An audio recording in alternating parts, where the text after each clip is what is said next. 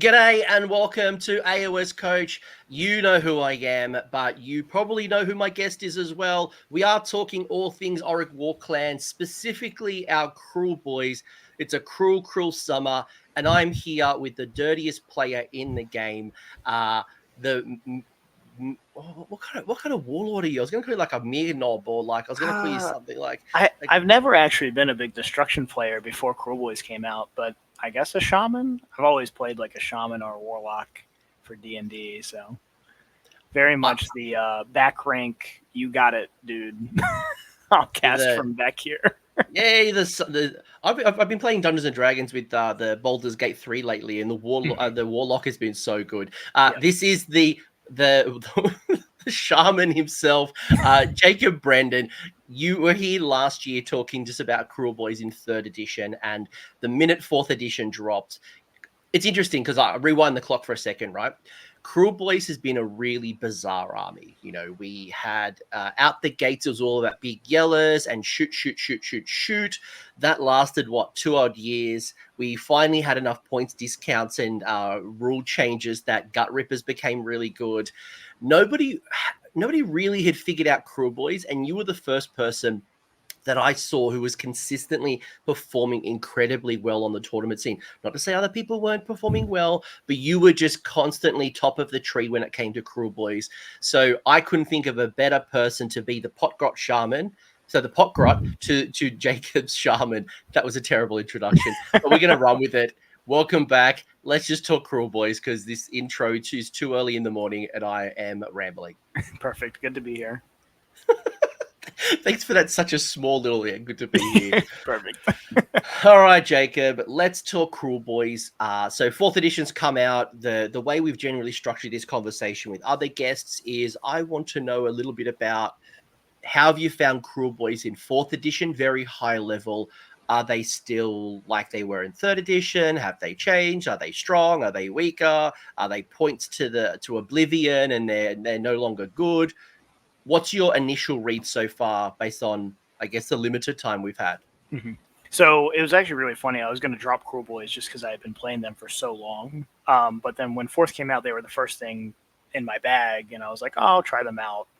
And it's crazy because there was a lot of complaints early about points, but I think points across the board were a little bit higher than everybody kind of expected. Like we saw probably a 10% raise in points across the board. So I think overall points, the new Kruleboyz is looking like you're going to lose 1 or 2 small units, but the core is still basically there. In terms of how they play, this was probably the biggest change ever since they got their new battle tactics. Now, I would say this because the playstyle changed and how you're going to approach it. Gun lines got nerfed because, as Warhammer wanted to do, they wanted to reduce shooting in the game.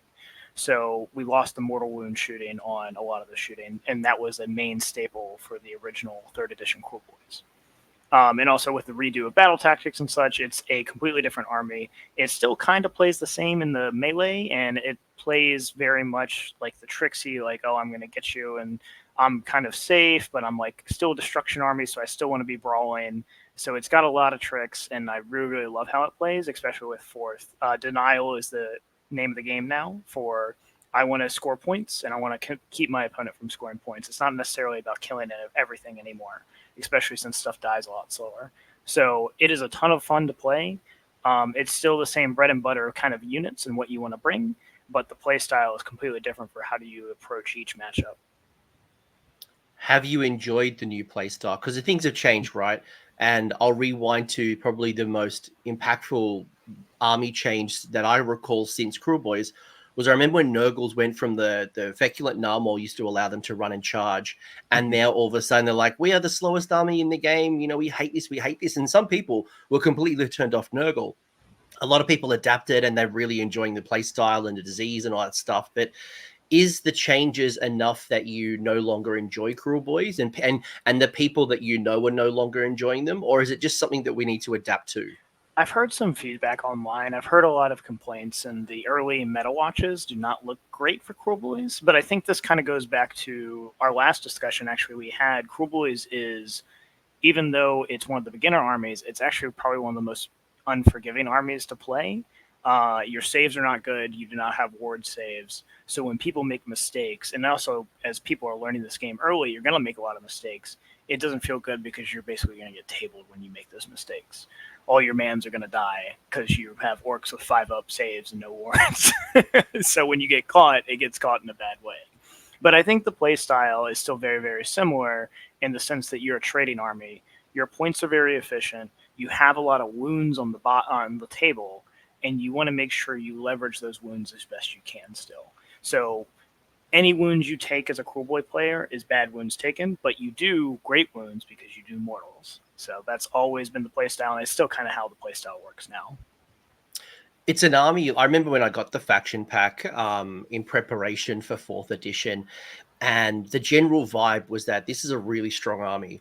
When I looked at this versus its peers, Kruleboyz stands out to me as one of the armies that will be top 5. It is a really strong army. It's not OP. I don't want to say that like it's the most busted, take it to a tournament, you're going to have a 70% or higher win rate. But it is an army that has good power, good efficiency, and is going to reward skilled players. If you play well, if you know your army really well, you make the right decisions, you will go far with this army. Mm-hmm. If you make the wrong decisions, you'll get punished. If you go too aggressive, you'll get punished. If you don't play your dirty tricks in the right fashion, like the right timing or the right things, you're going to get punished. Mm-hmm. So it is a high risk, high reward army. And for a certain type of player, it is the anti-Gargants. Gargants is simple and you just do your thing. Kruleboyz is complex and it rewards the deep thinker. Yeah. That's how I see the difference between the two. I think this is another 4th edition change where we went from a lot of things that were very automatic, or a lot of things that were on 2-ups, and we're seeing a lot more 3-ups now. So like for the mortal wounds, that transition to a D3 on a 3-up system for 4th edition, I think that's a lot more common, and I think that's also a big pain point for a lot of Kruleboyz players, is we went from like poison being handed out automatically to now it's like on a roll. The shaman abilities are gone, but they still do like the armor buff, but that's still again on a roll. The sludge raker venom's on a roll. So like there's a lot of rolls that happen. And when you miss them, you lose a lot of power in your army. But I think this is also, again, a balancing level for across the board. So I think this is just an adjustment period from 4th to 3rd, where it's like, yeah, like there's a lot more risk whenever you do something now. But that's just the game. That's just how they don't want anything to be automatic. They want you to make calculated decisions. And Kruleboyz have even more of those calculated decisions because all your battle traits are related to a roll mechanic. So when you miss it, it's going to feel bad, and then it can compound from there. Like, obviously, you can get unlucky and roll 21s in a row. Like it's going to happen some games, and you're going to lose that game, and it's going to suck. But that's not the army's fault. It's not your fault. But you got to maximize every single roll you get on the table. And so that's a little bit frustrating, but I think as people go on, they'll adjust more and more to the edition and how the new Kruleboyz play. Yeah, you definitely lost a lot of guarantees, right? You know, in the past you have Bolt Boys where it's like, right, you know, if I don't move, this is the range. If I do move, this is the range. I'm going for the mortals. I'm going for pure volume. I could double reinforce them under a particular battle faction. So that block of 9, that all-out attack on a block of 9 just goes really far. Or alternatively, you're just absolutely spamming, you know, gut rippers, taking advantage of the line of sight blocking outside of 12. Like there's a lot of things, like a lot of guarantees. Mm-hmm. But you got a lot of tools. You got a lot of tools. You do have a lot of tools. If you want the tools, this is the army for you. This, and I'm going to get punished for saying this, you are the destruction version of Lumineth.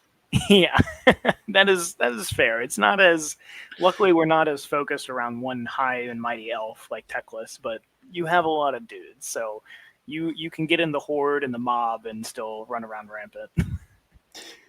So overall, you're enjoying it. It's a faction that, despite you were thinking you're going to roll off, you're actually now enjoying it. Obviously, you still may play other armies. It's okay. I will allow you to do it. But the changes weren't enough to actually turn you off. That's a big thing for Kruleboyz players. And I think a lot of people in this edition in general, like, changes refreshed your army. So depending on how much those changes happened, you may get, even if you weren't a Kruleboyz player and you had them on the shelf for a long time, I'd highly recommend coming back to them, because if you didn't like the old play style, this is a completely new play style, so you may enjoy it now even more than you did before. And that was my big takeaway. Was I was thinking, oh, it's probably going to play the same way. I need to refresh myself. I've been playing this for a year. I need to move on. And then after I started playing it, I was like, this is way different, and I'm enjoying it. This is day one again, so like I'm having so much fun with it. I'll be honest. When I saw the faction pack and I looked at my Dominion box that was unbuilt, and I'm like, is it time? 3 years on, is it time that I finally get out the Kruleboyz? Do I get into, because I love resin, I love playing around with like swamp basing and things like that. I'm like, is this the time? And then I reminded my Slaves of Darkness has rarely been touched, then I should probably spend time on that.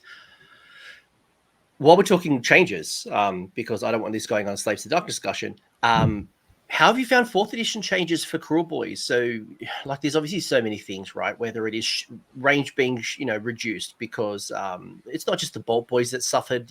My long strikes have gone from 30 inches to 18 inches. Obviously, there's, shooting combat or no shooting in combat, depending on the rules. You've got the crit system. You've got, Unleash Hell disappears. You've got new command abilities, no inspiring presence. So my army of Hobgrots is now a real thing. Like, when you look at all of the changes, like, what stands out for you, like either positive or, challenging for you as a Kruleboyz player? So I think the big positive was honestly Battle Shock going away. Kruleboyz were never like a CP army. You could generate an extra CP with heroic leadership, but like your CP was pretty set. So having the CP preset, pretty nice. No real big change. You weren't really all out attacking or all defending as much, or it was very clear like when you were going to do it. Same for Unleash. Like all that CP was planned, so that was kind of how you played anyway.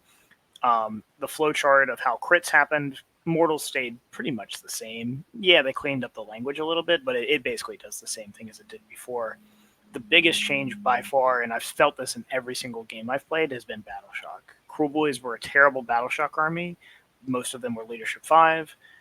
When you lost 3 guys, 3 more ran because you rolled that 6 every time. I even took the little foot boss in my previous army to help with Battle Shock because I was losing too many guys and I couldn't spend a CP everywhere, right? That going away, I have felt it every single game where I've lost like 5 orcs in this unit and then nothing else happens. Like, that's the best feeling in the world, that I don't have to use a CP and I don't have to worry about like 3 of my units taking 2 to 3 wounds and then like losing 5 or 6 wounds more when I roll that Battle Shock. So I think your staying power is way, way better. And this is a kind of just a generic AoS 4th edition rule, is like there were the armies that had Bravery 10 who didn't care about this rule, and then there's everybody else who did. And you were one of the armies that did, and now you don't either. So it's super, super nice. But it opens you up to a lot of things, like just holding 1 person or 2 people on an objective. And it might not be enough to claim the objective, but it pins that opponent in, right? And that's where your shooting comes in, or your countercharging comes in, or there's so many little things that have happened, right? And maybe on the flip side, there's no Mystic Shield anymore, no Finest Hour anymore, unless you're Stormcast. But you talked about the fact that, you've got some pretty average saves and you don't have the ability to like, really take a punch, like quote unquote, without like a Mystic Shield or Finest Hour. Now, there are some rules, there are some things in the book, which is positive, but have you felt that? Have you felt like you can't save stack and like you die? For units, no, because I think the units play pretty much the same way they did before. There usually weren't a lot defensing for units because, again, it's just 5-up saves. It's like, okay, maybe I get a 6 or I go back to my 5s. The heroes is probably my biggest weak point. Kruleboyz heroes actually got worse saves overall because they either lost a point of save on like the shamans, for example, or the 4-ups with no ward is just really rough because you used to be able to find a hour and then all defense defensively, and you don't have that anymore. So you still have all defense, but that extra point of save for Finest Hour was a big, big thing for either the Snatcher Boss or the Vultures or Gobsprak if you're playing Gobsprak. The little heroes, not so much because they would die if they get caught, but the big boys, which you want to play big boys and Kruleboyz, they are a little bit weaker, and you have to adjust to that. I was thinking that when I actually asked you that example, I was thinking about the non-shaman version of the vulture, because that at times could be a really good offensive piece, and the points came down in third edition enough that you started to see one, sometimes even two, or at least the shaman and the non-shaman version. And offensively in turn one, you could do some really good things with well, actually both of them really. But now it's almost like, now that you don't have that guarantee of finest hour, you don't have Mystic Shield, you might be a little bit more reserved and maybe not charge them full steam ahead in turn one. And to be honest, actually, with some of these rules in fourth edition, I think for Kruleboyz, like, going super aggressive is not the right play. No. I think most of the games I've lost, and even the World Championship that happened for teams recently, every game that I lost, I was way too aggressive. Most of the time for Kruleboyz, you were a defensive army. They're supposed to fall into your traps. You were not Iron Jaws charging across the table. You were the inverse of that. You are the defensive build that wants people to fall into the spikes, and then they get ganged up on by all your little dudes, or shot. But being headlong into combat is not your role. You want to be defensive. Any other call outs you'd make either about Kruleboyz overall before we get into the rules, or even just like your experience with fourth edition? Because I mean, there is so much to unpack, whether it's the underdog mechanic, whether it is, like, there's so many things. Actually, Gobsprak. Let me ask you about Gobsprak for a second. I don't know if you've played with him just yet, but how have you found his power level? Because especially in the last edition, which was Magic Primal, and there's no Primal dice anymore, but he was a staple in almost everyone's list, in every Kruleboyz list, and it was actually a consideration as an ally for other armies. How are you finding him? I think Gobsprak is sadly back in the bin right now. I think with the points hike, he went up to 360, I believe. He went up almost 120 points. He is the most expensive Kruleboyz character outside Kragnos, obviously. And the way Magic works now, I think the 3d6 unbind and doing damage when you unbind is very, very good. Don't get me wrong. But this is, again, back to the fourth edition problem of, like, uncertainty. Primal Dice added a lot of certainty to Gobsprak, where he was like, I'm going to do d6 to you. If you don't roll well, or you roll 1 and like a 5, and you roll 6 and your spell goes off, but you're not going to risk the Primal Miscast, I'm going to unbind you and I'm going to hurt you. And I might kill you if I roll high for your little wizards. I think that's back to being a nicety, where it'll happen like once every 20 games. You're going to be like, oh, cool, I rolled a natural 10 to unbind your 8. And then I rolled a 6 to spike your little wizard. But that's not going to be your standard experience anymore. And that's the difference, is Gobsprak was very, very good when he was that threat, because people just wouldn't cast. They wouldn't give you that opportunity to spike their wizards off. But I think with the math now, and just how there's no bonuses to unbind, there's a lot of bonuses to cast with places of power, and usually buffs, like even the slams now have bonuses to cast but not to unbind. So it's very, very slim margins for you to actually unbind people now and do that damage. So I think Gobsprak is sadly back in the bin. He needed the prize. Do you think that's still true with manifestations? And given that he's probably one of your best casters, and Destruction doesn't have a lot of good casters, when you chuck out a Kronspine, a Purple Sun, a Jaws, Gnashing Jaws, like, is that still true even with your manifestations? I think so, sadly, just because of the point cost. I think if he comes down points, we can start talking about him again. Is this the same third edition conversation? We started off with him too high, and eventually he went down enough points that it became viable. I think a lot of the Kruleboyz characters are back to where they were in third edition. I think in this, to be fair, I prefer this way. I would rather have my army be a points change away from being perfect downwards, instead of being ridiculously broken, and then the models I just spent a month painting up ready for my next tournament get nerfed into the ground and are unplayable. So I think we're back to that point where the units are in a better space than the characters are. But I think this is also just a fourth edition problem, where a lot of people's characters are kind of like right on the cusp of being too much. They're worth drops now, so that's also a big important value. There's a lot of price that goes into characters. So when they're really, really high on points, that's a big consideration. If you're going to play Archeon, if you're going to play Kragnos, that's a clear path decision. But for those mid-range characters that are in the 300, 200, upper 200s, they don't feel as good because you're adding on drops and you still kind of need your little support heroes to fall around and do their role. So I think Gobstrek right now is just too expensive. And maybe he'll come down. Maybe he comes down back to appropriate levels. But unfortunately right now I just don't think he's a take. Yeah, no, fair. And I'm sure there'll be some people who can argue and disagree. I think the key here is that, it's probably not an auto include in your list. And, we'll actually show off a few of Jacob's lists through the discussion. But I think basically it's not an auto include. Don't start every list with Gobsprak. And as I look through this book, there's a lot more units who are super viable and definitely worth building around. And look, let's just get into the rules. Let's talk a bit more about all this good stuff. And I'm going to get into your head and we're going to work from right to left kind of thing. Why is that? It's because the stupid word, you got too many rules. You got too many benefits here on battle traits and my logo was taking up things. So I moved it from right to left. So your big one thing that you get, and it is big, is that you got your dirty tricks, your cruel tricks, dirty tricks. So your army can use one dirty trick ability per phase. The effects of a dirty trick ability is only applied if you make a successful dirty trick roll. So dirty trick roll is on a first turn. It's a 2. No. Where's my turn coming to play? Shut up, Anthony. First roll. Yeah. I'm making up words.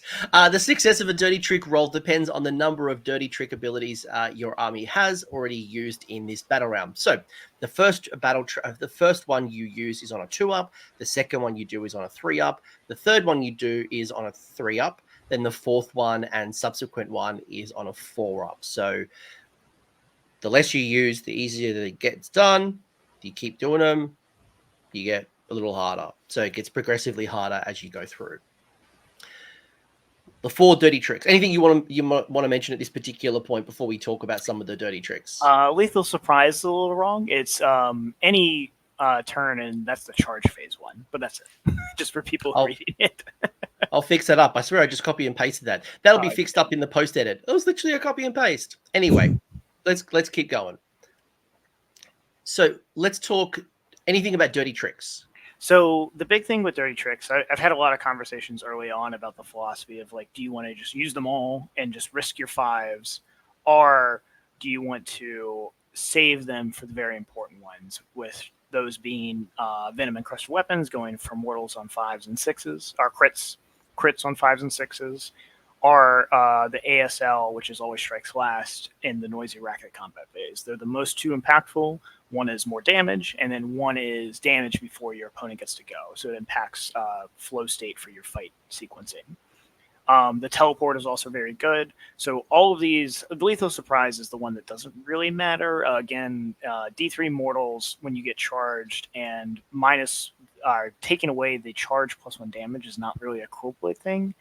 I found that doing the D3 mortals is actually more impactful than the taking away charge +1, just because of what's out there, and then you are just probably going to die to anything that charged you like that anyway. I think I'm kind of in between on the philosophy of how to use them. I think most of my games, when I'm going first, I've used them like candy. I'm using every single one I can. I'm going to blow through them, and I'm going to get to your turn, and we're going to start rolling 5s. I think the reason I like that is the uncertainty of your decisions makes the other opponent make more mistakes. So if I save, for example, my Sneaky Sneakin', which is your movement phase teleport, as a 2-up, you're not going to take the tactic to go kill the General's Regiment unit that can teleport all the way on a 2-up. You're going to make that decision. Now on a 5-up, you might start risking it. And that's where that mind game comes in, is do they risk these tactics? Do they not? Do they just avoid them altogether? I think there are ways to play where, as the opponent of the Kruleboyz player, you want to make them use them. And it's like anything else, any other game logic, where if they have the answer, make them have it. If you're the blue player and you have counterspell and the red player is burning you down with fireball, every once in a while, they're not going to have that counterspell and you're going to win that game. So same with all these dirty tricks. going fight last really sucks. But what if they just don't roll it?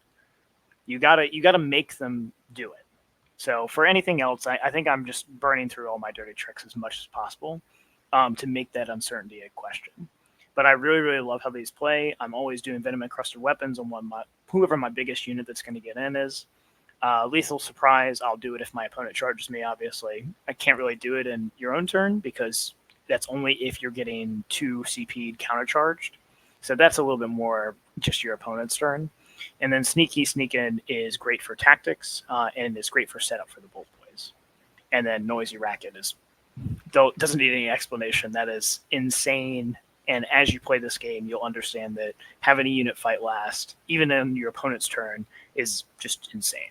So, is there any ones that you would skip in regards to, like, I really want, for example, I really want the strike last, and I don't want to risk the roll going to a 4-up. I'd rather it be a 2-up, as an example. Are there ones where it's like, yeah, you know what, I can really do without Sneakin'? So if you're going second, I think that's true. I've played a lot of my Kruleboyz lists have been higher drops, and a lot of people have made me go first. But when you're going second, you don't have the ability to use Venom Encrusted Weapons. Sneaky Sneakin' is not as common because you only really want to teleport to bail yourself out of situations. You can kind of avoid that. So then it becomes a question of, like, do I just pass on Lethal Surprise and go straight from Noisy Racket? I think in that case, yes. But it's going to be a lot more situational. I think that's probably the one time you're going to reserve just using any dirty tricks, because you're really only passing up on 1 to 2 for a potential really big third one. And the second one, the Lethal Surprise one, is not a big pass up. So I think you're really passing out on 1 dirty trick roll to get to that 2-up ASL. And by the way, I've got no beef with Sneaky Sneakin'. It was more just if there's a particular one that I don't want to do because I don't want to move from 3+ to a 4+. Mm-hmm. Is there situations? Is there ones that I would like? I just don't want to risk that 4-up, because sometimes that's a gamble. Like when you want to go strike last, as an example, you want that certainty as much as possible. Yeah. Skip it down on Lethal Surprise and Sneaky Sneakin' are that sequence of I'm going second, my opponent goes first, they come in, I pass on those first 2 to get to the fight last. I think that's the one scenario you do so. Everything else, I think you're just burning them. Burn them like candy. Get value out of your battle traits. It's there for a reason. Use everything you can. Yeah.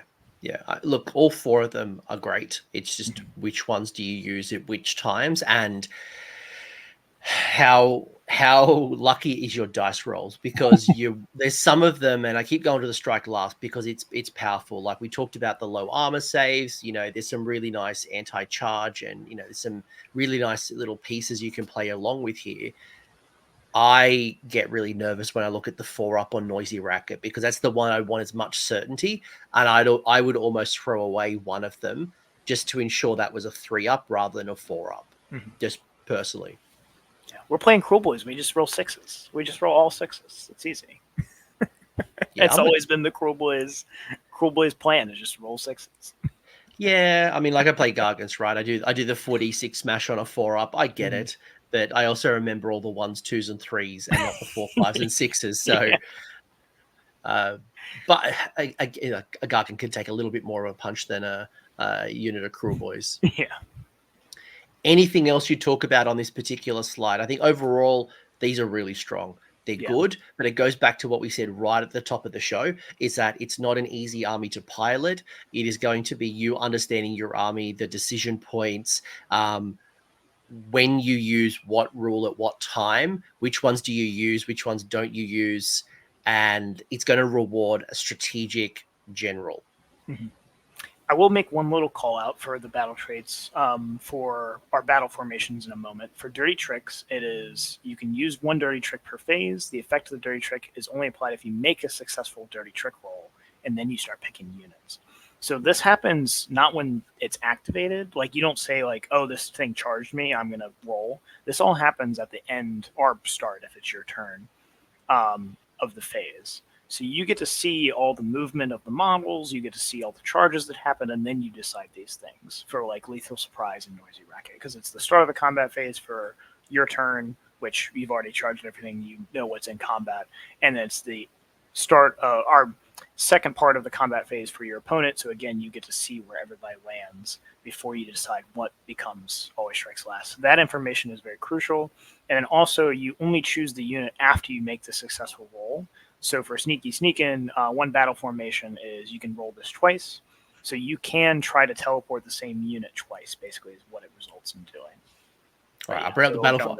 Yeah. Here's your battle formations. Yes, Yeah. because two of those dirty tricks were essentially reactions. They are even though they're not worded as reaction, it requires an opponent to have charged you.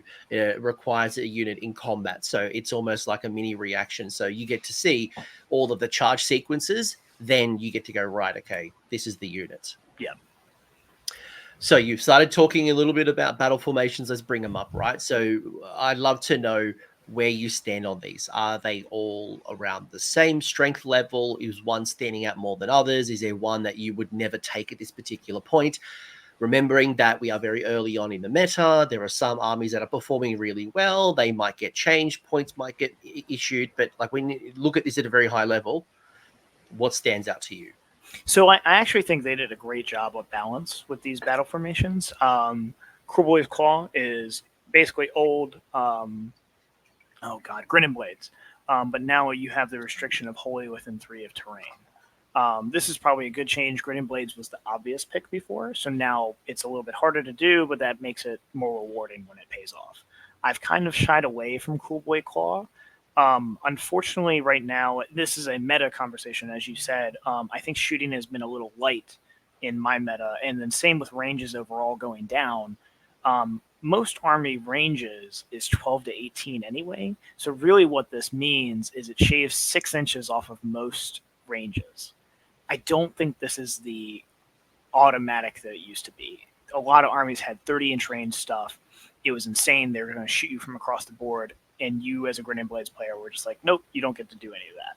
And I'm going to slowly walk my way forward, and I'm going to get to you eventually. If you want to be shooting me, I'm going to get to you next turn. This is not really the case anymore, just with the reduced ranges. So a lot of power that can be brought to bear is still getting brought to bear effectively against you now, because they know I only have range 15 or 18. Like, yeah, I can lose 6 inches of range. It's not a big deal.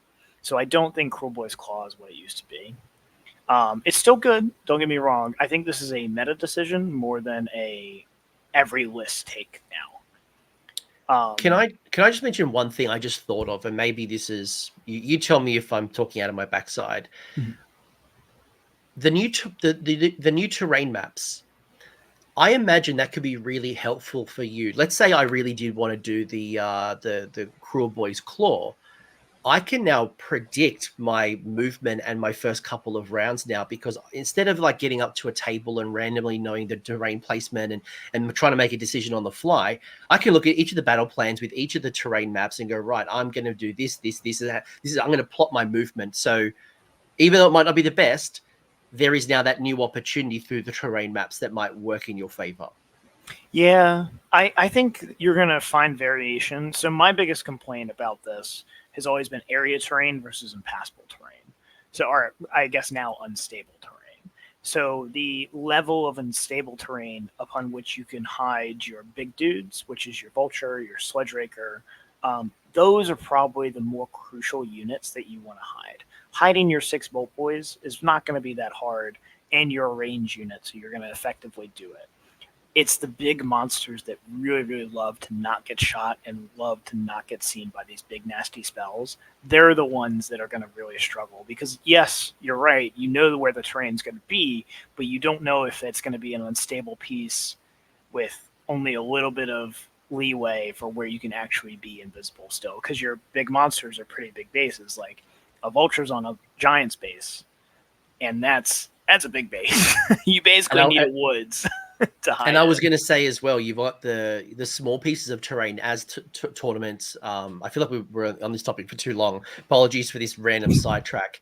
But, you know, your small pieces of terrain is, 4 inches by 4 inches? So to be wholly within 3 inches with some of these really large bases, that can be quite challenging. It seems like it's good in theory, but actually probably on the table, it doesn't work quite out the way you wanted. But if you do want to do it, I think the terrain map feature is going to really work in your favor. This is going to be a battle formation that's going to be based on your meta, 100%. If the people are playing a lot of range, if you're going to go up against 4 OBR catapults, this is what you want to take. You're going to ruin their day. It's going to be amazing. But I think overall, this is not the auto pick anymore. So what is? So I think right now, between the other three, it's going to be list dependent. The Far Killer Bolts is +3 range to 3 of your shooting units on your turn. This is really good if you're taking 3 units. If you're taking 3 units, you just got +3 range. But this is, again, going to be a list building decision where, am I even taking 3 units? If I'm only taking 1 unit, which I lean towards, I don't really need +3 range of my 1 unit. I'm going to be teleporting, or I'm going to make sure I'm in position to adequately shoot anyway. So I think this is going to be, if you're going to play a lot of Beast Killer bows and a lot of Bolt Boys, this is where you go. Same thing with Trophy Finger. These made-up names are going to screw me up with the Kruleboyz spelling. try being me. Like, it is horrible. The Trophy Finger, where your big monsters get crit 2, very, very good. But again, if you're only taking 1, maybe 2 monsters, this is probably going to be a pass from you because, again, it's not as good. And then lastly, Dead Sneaky is you get to attempt the Sneaky Sneak and Dirty Trick twice per turn. So you can teleport 2 of your 10 or less infantry units around the board. This is what I've been leaning right now because it's the most fluid, it's the most redundant. So again, it goes back to I basically get 2 Dirty Trick rolls to guarantee my 1 unit teleports. And I've been leaning really heavily on that with my 1 unit of 6 Bolt Boys or a little infantry character that I need to get out of dodge.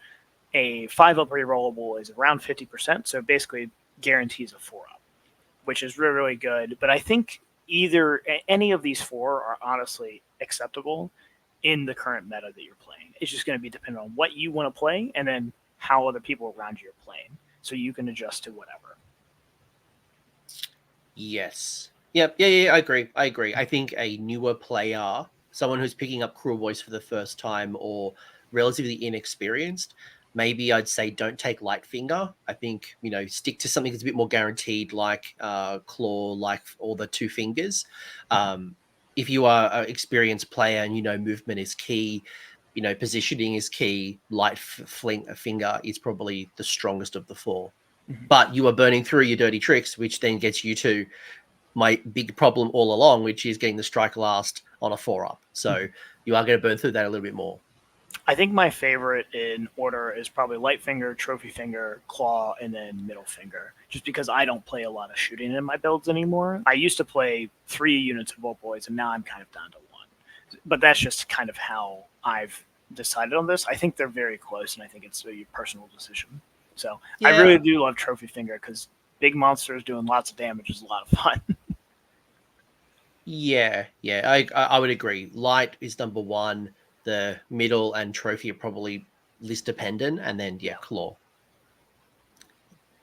Yes, I would probably agree with that at this particular point. Yeah, but again, as the meta settles, points adjust, rules change, blah blah blah.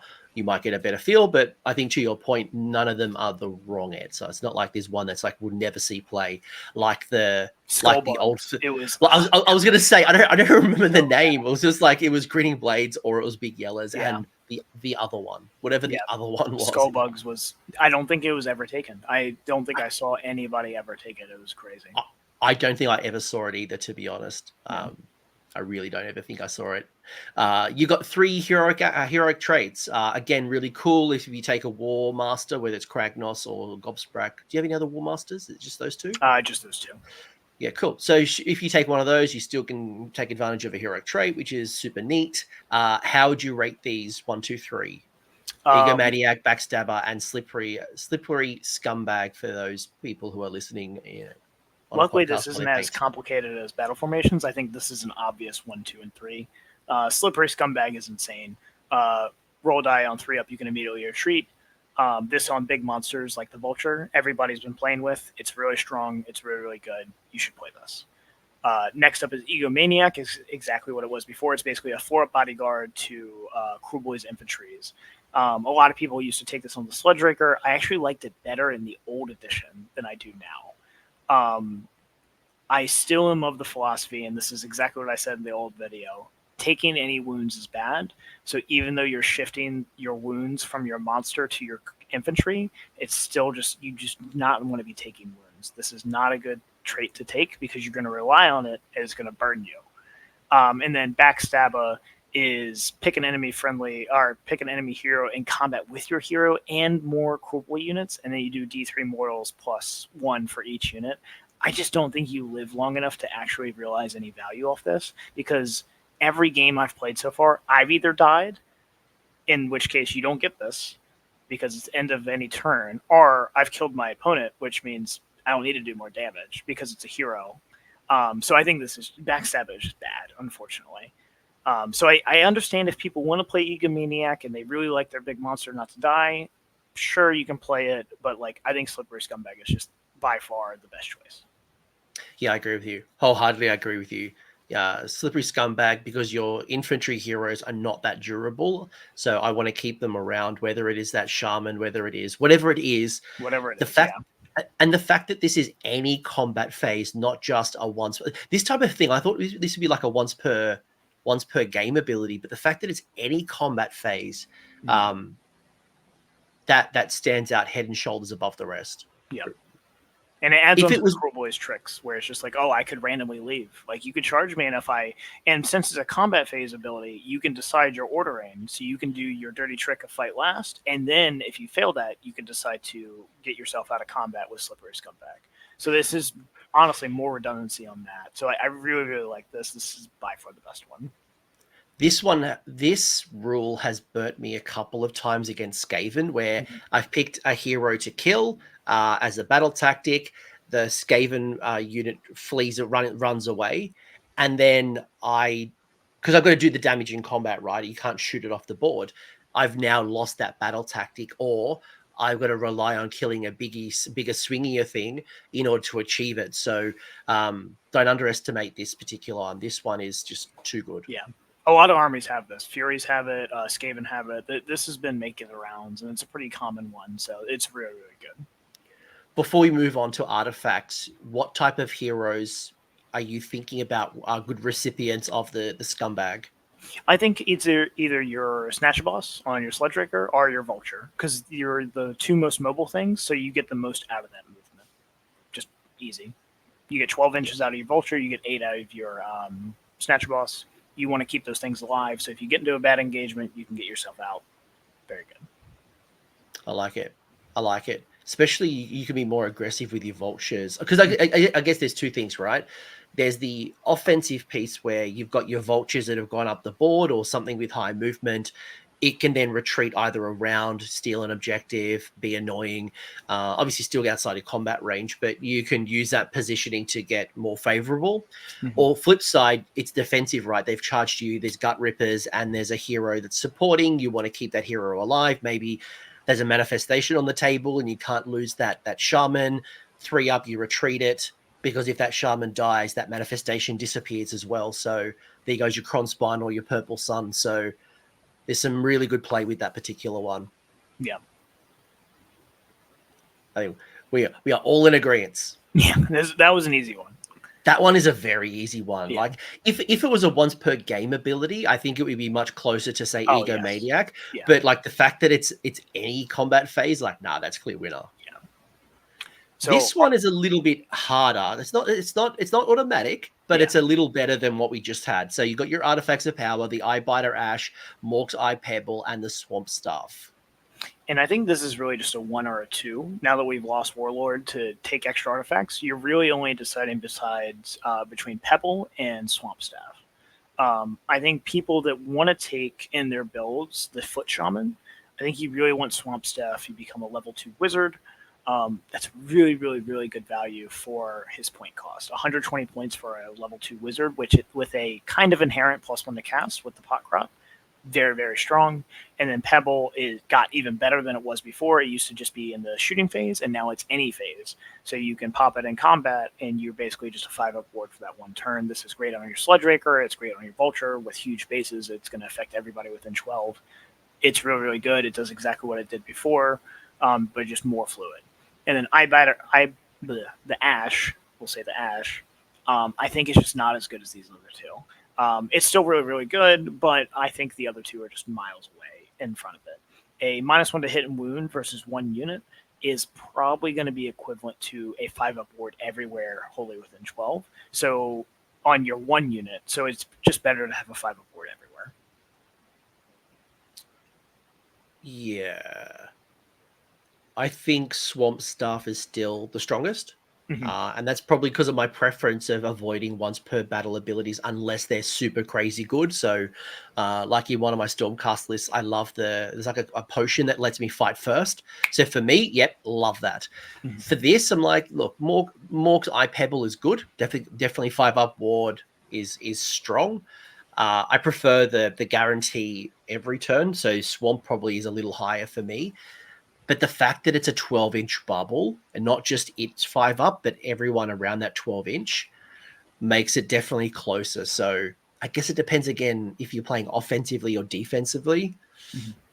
I think this is going to be more what you're playing. So I think for your 40 Gut Ripper list, where you've got 2 units of 20 and then you've got your big Sledge Raker in the middle, you kind of want to take Pebble because you have your Death Ball. You're just like, I'm going to go strong for the center. I'm going to control the center. You can come into me, and then you're not going to kill enough, and I'm going to punish you back. So if you're going to play that, you want to play Pebble. If you're going to play more of the spread board game where you're playing small little units, MSU, then I think you want to go for Swamp Staff because you're not going to get as much use out of that Pebble the one time you pop it. It's all about maximizing Pebble pop when you do it. Perfect summary, actually. It depends on the play style ultimately. If you are MSU spread across the board, yeah, I agree wholeheartedly with you, actually. So they're probably close to each other depending on your play style. But yeah, I think Eyebiter Ash is probably like, it's okay. But I think what really makes the Eye Pebble stand out is the 12-inch aura. Yeah. It's not just a 5-up, it's the aura. Yeah, you have big dudes, so that's going to go. That's going to make a lot of work. That's a basically 24-inch diameter from a Vulture Boss. That's a lot of board that you just put a 5-up board on everybody. So, and even if it wasn't on a Vulture, right? Like you've got yourself either a single or a reinforced unit of Gut Rippers who can just take an absolute punch, take up a lot of the board. You've got yourself that 5-inch aura plus any other support friends like Bolt Boys or whatever. That's a really defensive castle that could be moving up the board or can take a lot of damage. And the important thing also is the Eyebiter Ash is in the start of the combat phase because it's so if people pile into you, you don't get to do it, right? With 3-inch range now, that's very possible with how you want to play. So I think Pebble is just way, way better. Yeah, I will agree with that one. You've got 3 spells. Which ones do you seem to cast the most? And again, the great thing is we don't have to choose a spell anymore. We just get all 3 of them, being the Black Pit, Choking Mist, and Mork's KUNNIN. Fair casting values. You've got your 5, your 7, and your 6. The Black Pit is a unlimited spell, so you can do extra mortal wounds. But in saying that, you don't really... Kruleboy armies don't seem to have a lot of wizards. Like you have 1 or 2 maybe at most, but it's not like you are a heavy magic army. So I don't expect this to be cast very often. I think some people have been leaning very heavy cast, but I've been leaning right around 2. So the 2 spells I cast every turn is going to be Mork's KUNNIN, which is basically old Mystic Shield, except on the 6 now. Amazing spell. You got Mystic Shield back. You're one of the best armies in the game. So good. Mystic Shield's insane. Choking Mist is not the monster it used to be. It's now wholly within 18 enemy unit, -1 attacks. That's still also very good, to be fair. If you qualify, this is a great spell to do. -1 attack is brutal for a lot of units. You either 50% cut their damage, or you're at least just shaving off a ton of damage that's coming into you. And this is also to your next hero phase. So this is just a brutal debuff, but it's a little bit hard to qualify for now. Black Pit, I don't think units are at the size where Black Pit is very good. You do 1 in 6 mortals to the unit. We're just not seeing enough big units. Now that double reinforced is gone, this is also just worse because you just can't have big units to hit. Like hitting 12 ogres, you do 2 mortals. Cool, you did an arcane bolt to me. Like this, you got better things to do than do Black Pit. Yeah, you're finding armies are on average a lot more elite than they were in the past. Yeah. So, the Black Pit, and I think this is kind of where the shaman staff, whatever it was called, that's where, again, it stands out, because Choking Mist and Mork's Cunnin are two really good spells that I'd like to be casting on a consistent basis, in addition to any endless spell manifestations I've got. So having a double caster essentially either means I've got 3 casts if I have 2 wizards plus the staff, or I'm getting the most value out of one wizard, and I can put those points into any of the other support heroes or troops. 2 has been my magic number because, again, I can set up Mork's Cunning on my own. If my opponent wants to give me a Choking Mist target, they can, and then I'll do it.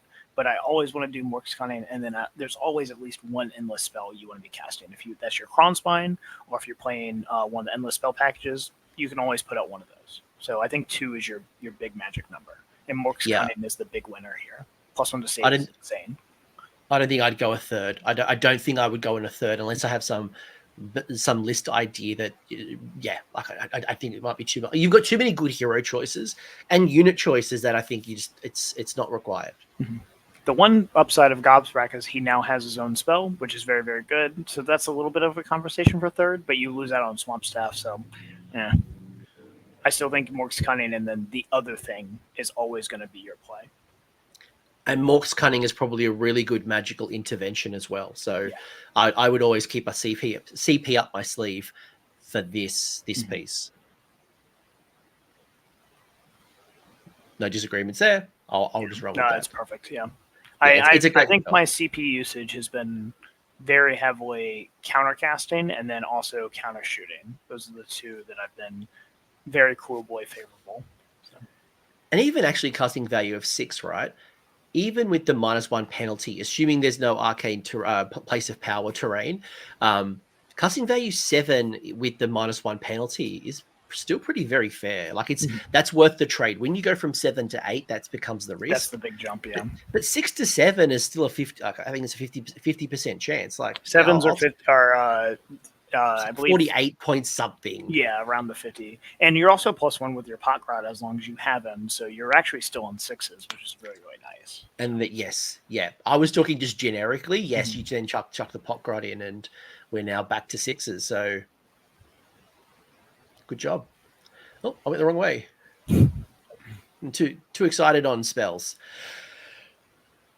This is the time we talk about units. We talk about favorite units, things that are standing out for us. First off, let's talk about our favorite. Well, not even favorite, actually. I don't think I've ever seen him in a Kruleboyz list. So maybe I'll just pull myself back now. You know who I'm talking about. No. I want to talk Kragnos first. So this might be a really fast one. I'm sure you've read the weapons, the War Scroll. It's still a good War Scroll. It's a strong beat stick. It does its thing. Talking to Carson with Ogres, again, it's a good choice, but, could you take 2 Frostlord on Stonehorns for the same price? I think the answer is going to be the Frostlord, unless you got some crazy ability you want to tap into. For us in Kruleboyz, how are you feeling about Kragnos? Is there some synergy? I think what is he? 680. 680. So it's a big chunk. He's a big dude. So if you're playing these god models, I think before in 3rd edition, you would never take Kragnos in Kruleboyz. He just didn't work. Like, you weren't doing 3d6 charges. And I still am kind of in that zone. Like we said, we're the defensive army. Now he is a piece that can just go off on his own. 680 is still really expensive to do that, but he has his role. I wouldn't immediately hate on a Kragnos list for Kruleboyz. I haven't played him personally because, again, I just don't think that's my play style. But if you want to play the big bad beater who can go shove forward and he's going to run over monsters with his rampage, he's going to be ignoring magic with his shield, he actually seems like a viable choice now. He's not my favorite, but again, it's just kind of what you want to play. I've never been the big person to go play god models like this, like Archeon, Nagash, like that. That's just not my thing. But if that is your thing, I think it's actually reasonable to take him in Kruleboyz. I imagine if I took him, it's probably in the what's the battle formation? Trophy finger? Yeah, I think you're going whole hog in with your big monsters. I think you're running your Vulture down. You're running Gobsprack down for your casting. So you've got 2 Vultures. You've got Kragnos. You're going straight across that board, and you're slapping people. I think that's what you're doing. Or middle finger. Mm-hmm. maybe I go a bunch of 3 units of up to 3 reinforced. I haven't done the maths here, so like don't. Actually, that's a 2,500 point army, but you had like up to 3 units of reinforced bolt boys that are just like at the back shooting things. But you got Kragnos running you down. Yeah. Yeah, you got the plus 3 inches, and then you got Kragnos coming up the board. So you're either chipping away, taking off, reducing the threat to Kragnos while he's just absolutely terrorizing with a 3d6 charge, or you're popping off you're just causing absolute havoc. That's how I would see. I think you're totally on board with that. I think that's very reasonable. Also, that was the other version that I have a friend who's playing that, and he's loving it. So it's just a lot of support for Kragnos. It's like, yeah, he's coming at you, you need to kill him, but you're also getting shot the entire time, and it's not easy to kill him. Like, he's still 18 wounds in the 4-up, 5-up, and if Mork's Cunning goes off, he's back to a 3-up, and then all defense, he's a 2-up effective. Like, that's a big dude to kill. Like, that's a lot of wounds that is doing a lot of damage. So like, I don't hate it anymore. I think it's definitely not my playstyle, but I don't mind the Chake. So it's playstyle dependent. It's not probably the best way to run Kruleboyz, but certainly it's one way if you want to just use your big model. Yeah, Kragnos and the big monsters have always been, again, the aggro version. If you want to play aggro, that is all you. But you need to commit. You're going to either win big or you're going to lose big, but you're going to make it a big game either way. What war scrolls would you call out, and some of your favorites, or ones that you recommend all Kruleboyz players either be at least considering, if not an auto include? Sadly, I think Monster Killers are by far the best unit right now. I think Gobswreck is kind of a pass, like we talked about, but Monster Killers are by far my favorite unit in this game right now. They're incredibly effective. They scream Kruleboyz. They're just insanely good for their role on the board. So Monster Killers are the Warcry Warband. They're very expensive, but they come in a batch of 7 now. They lost their little Grot. He is now a token for the anti-rampage fool.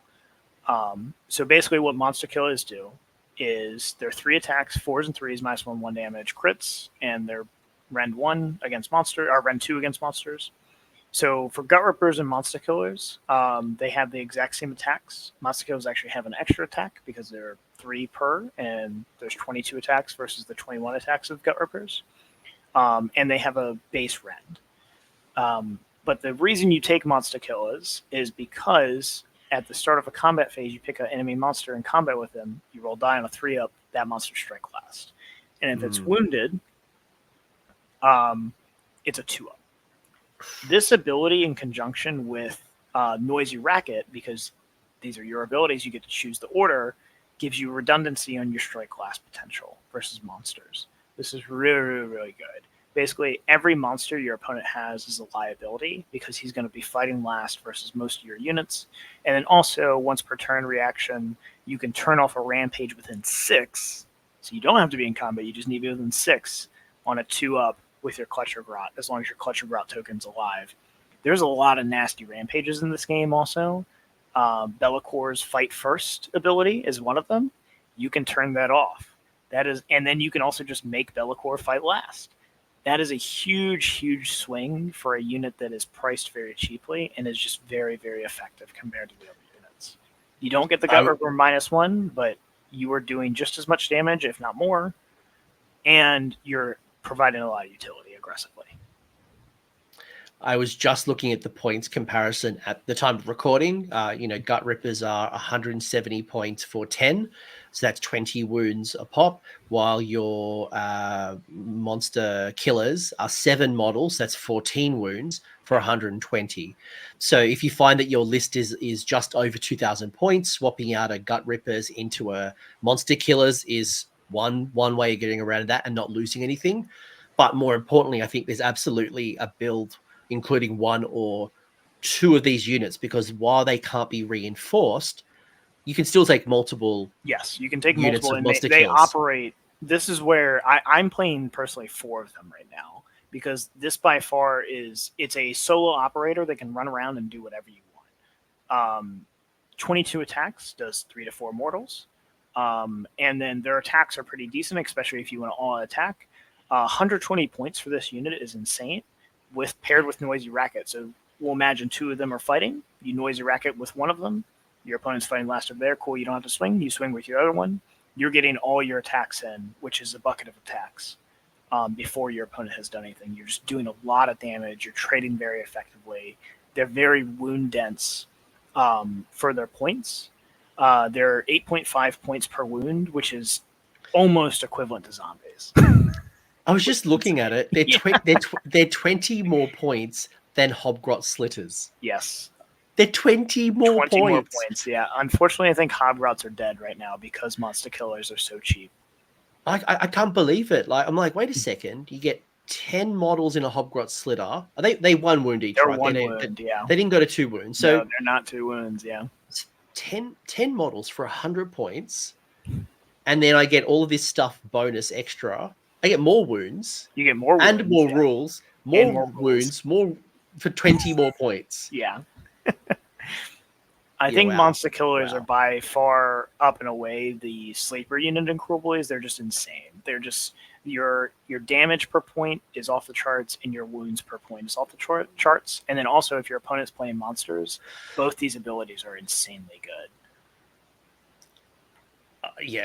Look, I'm going to give you a pre-warning here that I would not surprise to see this unit go up to 140. So maybe I think 140 is really where they should be. Yeah. Look, if you want to go out and buy 4 units, go use my affiliate link and give me a little bit of support back. But I wouldn't be rushing out to buying too many. Maybe 2 is probably the right. Two, like you said, I think that's the perfect level because you still want some anti-monster tech, and I think 2 is reasonable. They're fun units to paint.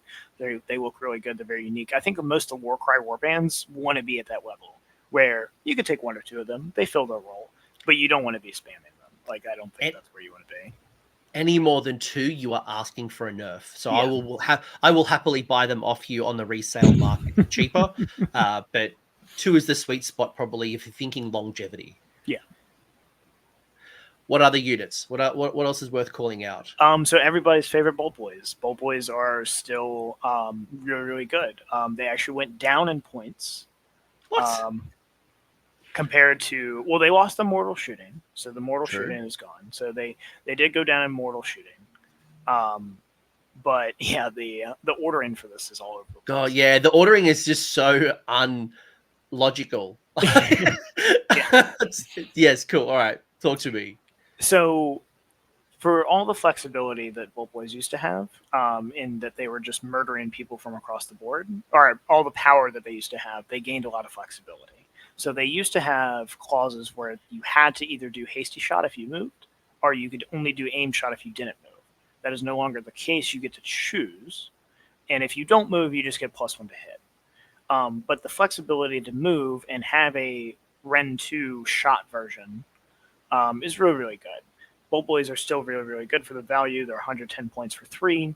I think you want to take 1 unit reinforced. They benefit really, really well, like most shooting units do, unfortunately, right now, from the season rules of priority target. For when they target the general's regiment, they get +1 to hit and wound, which does apply to shooting attacks.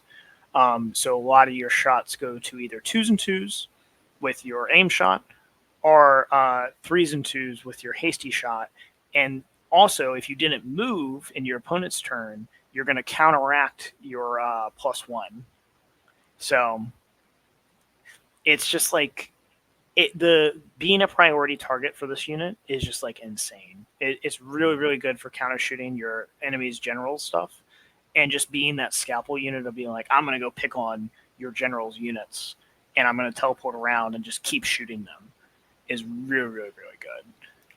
And also they're really good at killing weak armor units. So even if you want to just throw them off on the flanks and go kill the opponent's unit that's going to take their flanks, you're like, cool, I killed your 6 Furies or your 5 Fell Riders or whatever, and then I'll be back in the game next turn because I have my teleports. The flexibility of this unit is off the charts, and I think that's why you still take them.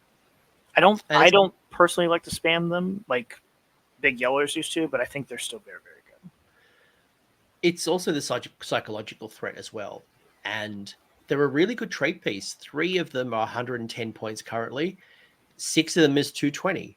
Mm-hmm. Like, that's a very fair the volume of damage that can come out of the crit auto wounds and just the general profile, especially if you, to your point, taking advantage of the season rules, this is good. Yeah, it's just solid.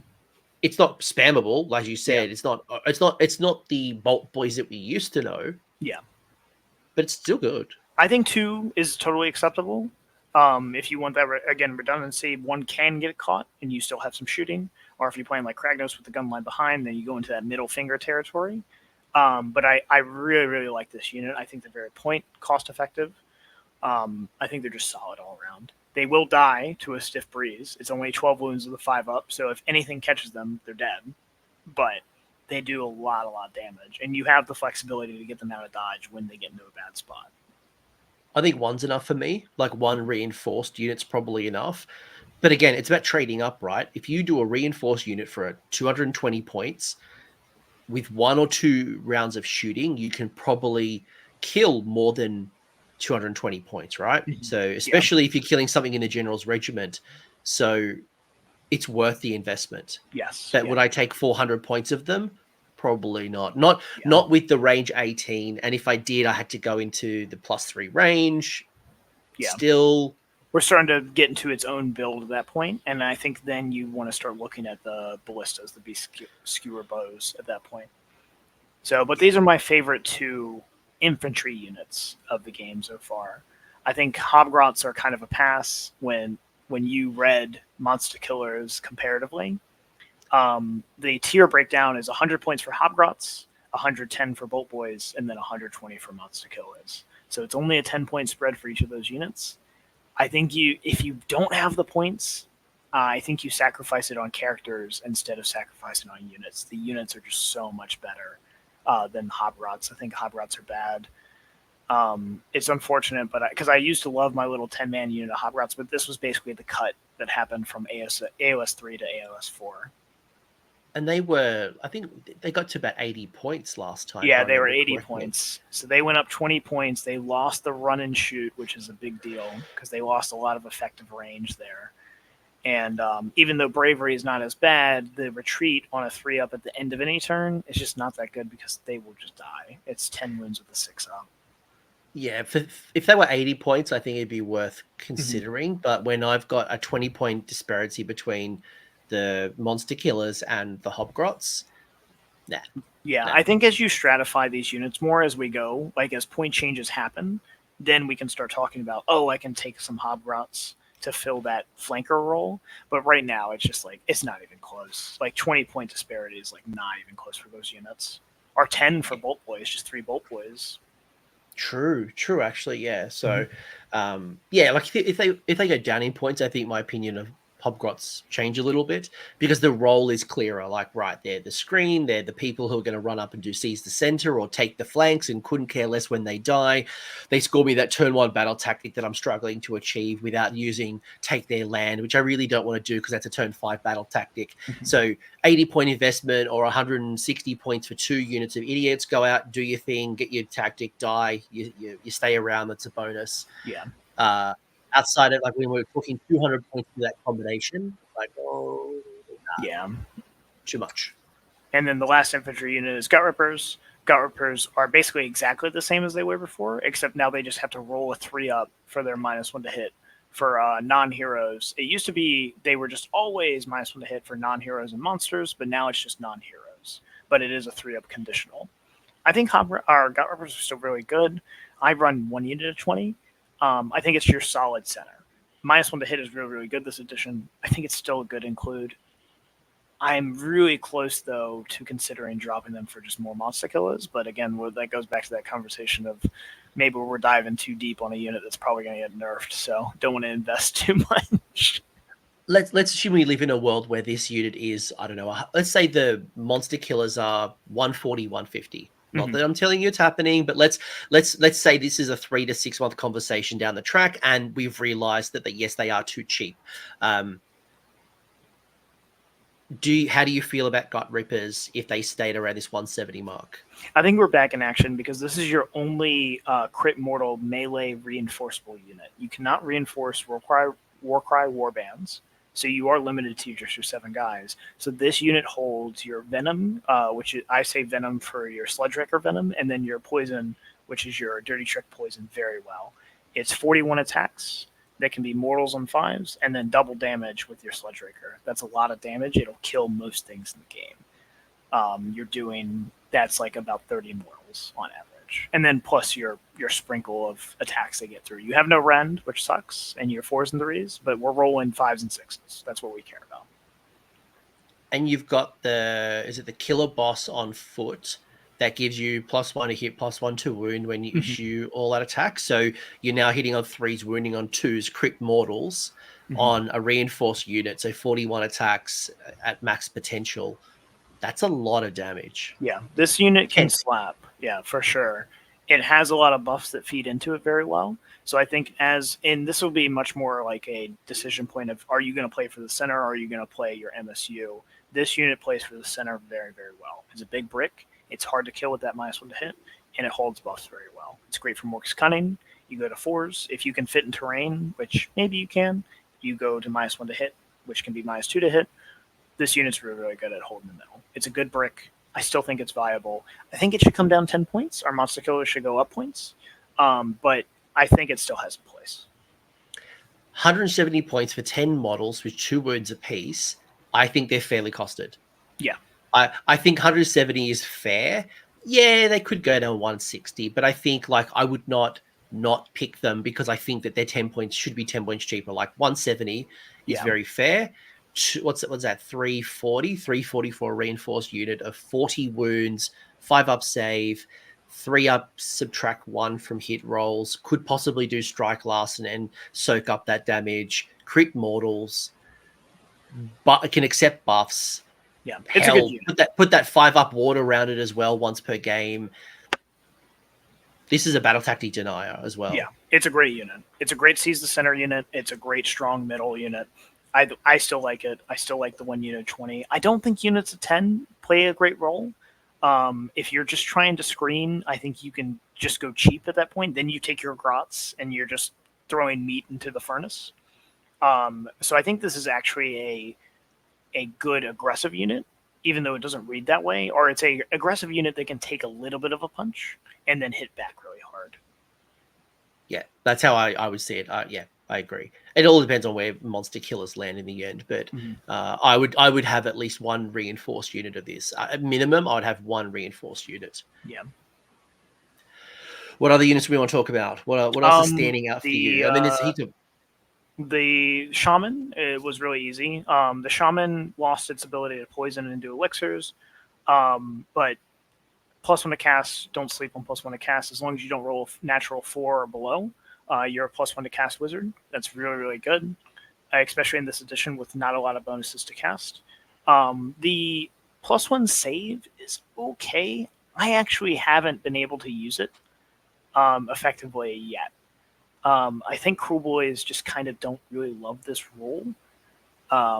It's only +1 save in your turn to an infantry unit. So if you're being aggressive and you fail your always strikes last, you can be +1 save on the unit that's not fighting first. I think this is just still really hard to use. A lot of times, if you fail your if you fail your fight last thing, your other unit's just going to die anyway, whether it's +1 save or not. This is actually good for the Gut Rippers. This is more reinforcement for the Gut Rippers because then you're playing enough wounds to actually matter. Like a Monster Killer unit doesn't really want +1 to save because it's just 14 wounds. It being +1 to save is just not enough to affect them. But a Gut Ripper unit does like +1 save if you fail your fight last ability. So it's a little restricted there, but being a +1 caster is really, really good this edition. And being a 2 caster with Swamp Staff, really, really good. And this is where you could, and this kind of goes back to this whole idea of having 1 unit of reinforced Gut Rippers where you have 20 models, you've got your +1 save potentially from the elixir, +1 save from the spell, so you're now at +2 saves, so really soaking up some damage. You then have the ability to strike last, you then have the ability to do all these other things, a 5-up ward if you need it. This is a really super durable, you are investing a lot, and some of the battle plans really reward you to stretch out from your castle, so it's gonna impact you sometimes, But when you're playing those, seize the center type, 4 or 5 objectives in the middle, this could be a really tough nut to crack. Yeah. And I think it's a good include. This is a nice bonus perk, which is always a nice thing for rules like this, where it's not the reason I take this unit, but it is an upside.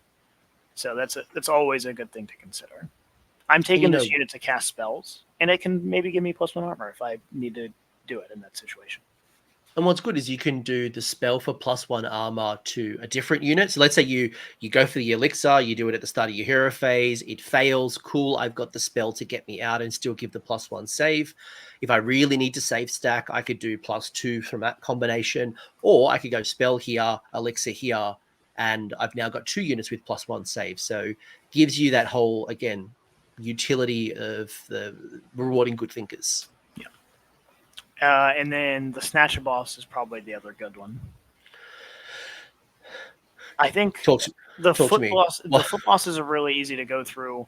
I think the foot bosses are really bad right now. I think a lot of people are kind of in this boat where melee foot characters are not worth the drops. This guy, the killer boss with Stabgrot. Yeah, I think him and the Merc Knob kind of fall in the same spot. So he's the guy that gives the +1 to hit and wound when you use all attack. And then he has a couple weird rules for his stab route. He can either get a 5-up ward or he can do D3 mortals once per game. Besides that, he's just a foot dude. Him and the Merc Knob gives a 12 bubble of 6-up ward and does some mortals, splash mortals in combat. Foot melee dudes in this edition are not doing too well.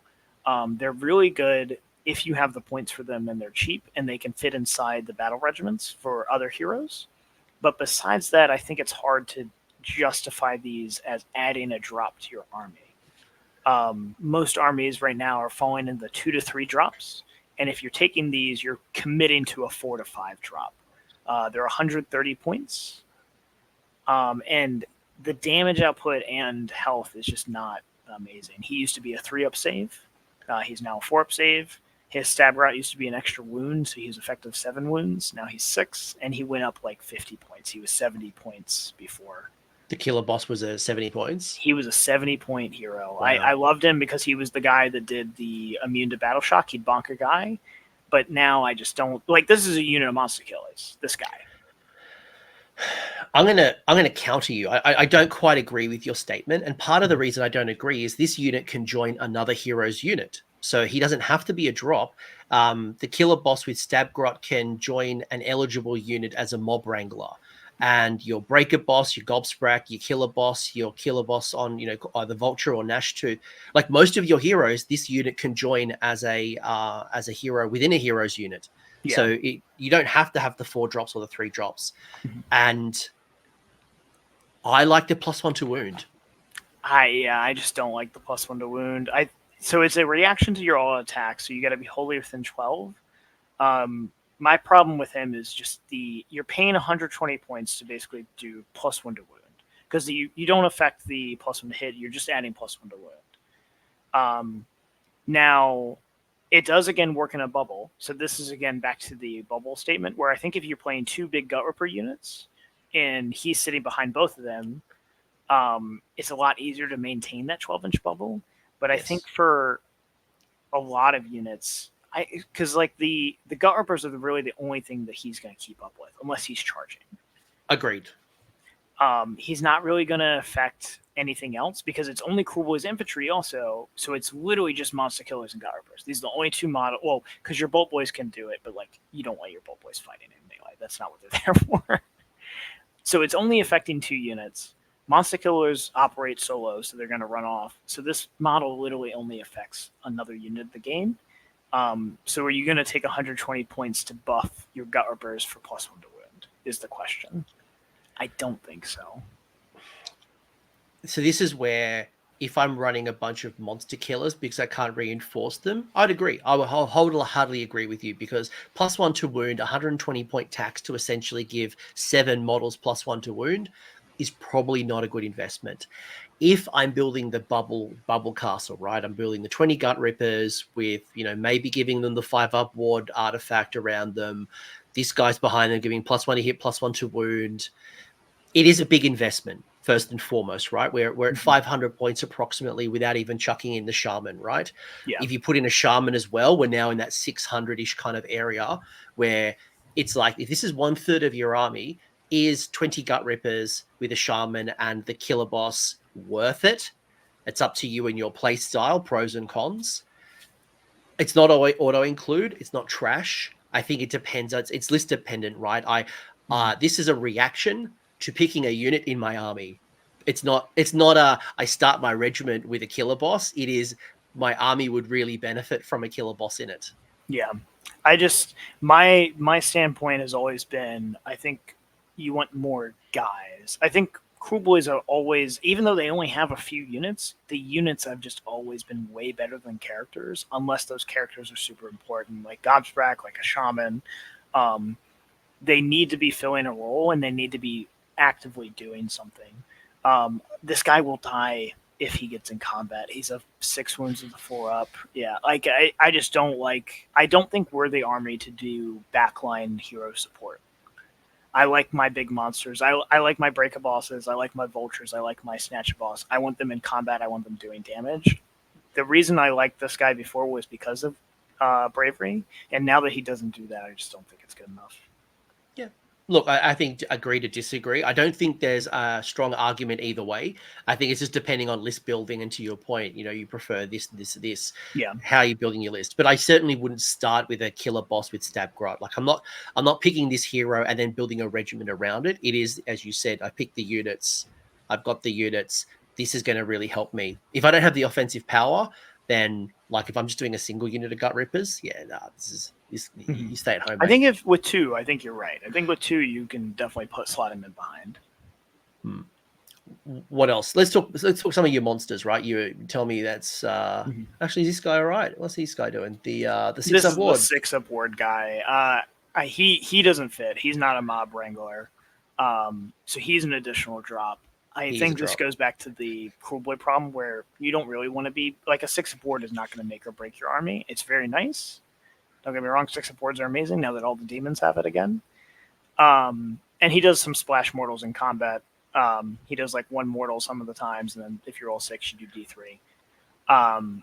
But just like buying a 6-up ward for your army is not really that good. This is, again, the play style of like, I'm doing my double gut ripper brick of middle.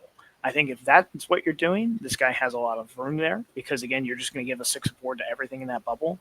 But if you're spreading out at all, he's probably not that good. 12-inch, he's only a 40 mil dude, so you're really only getting like 13 inches of diameter. It's okay.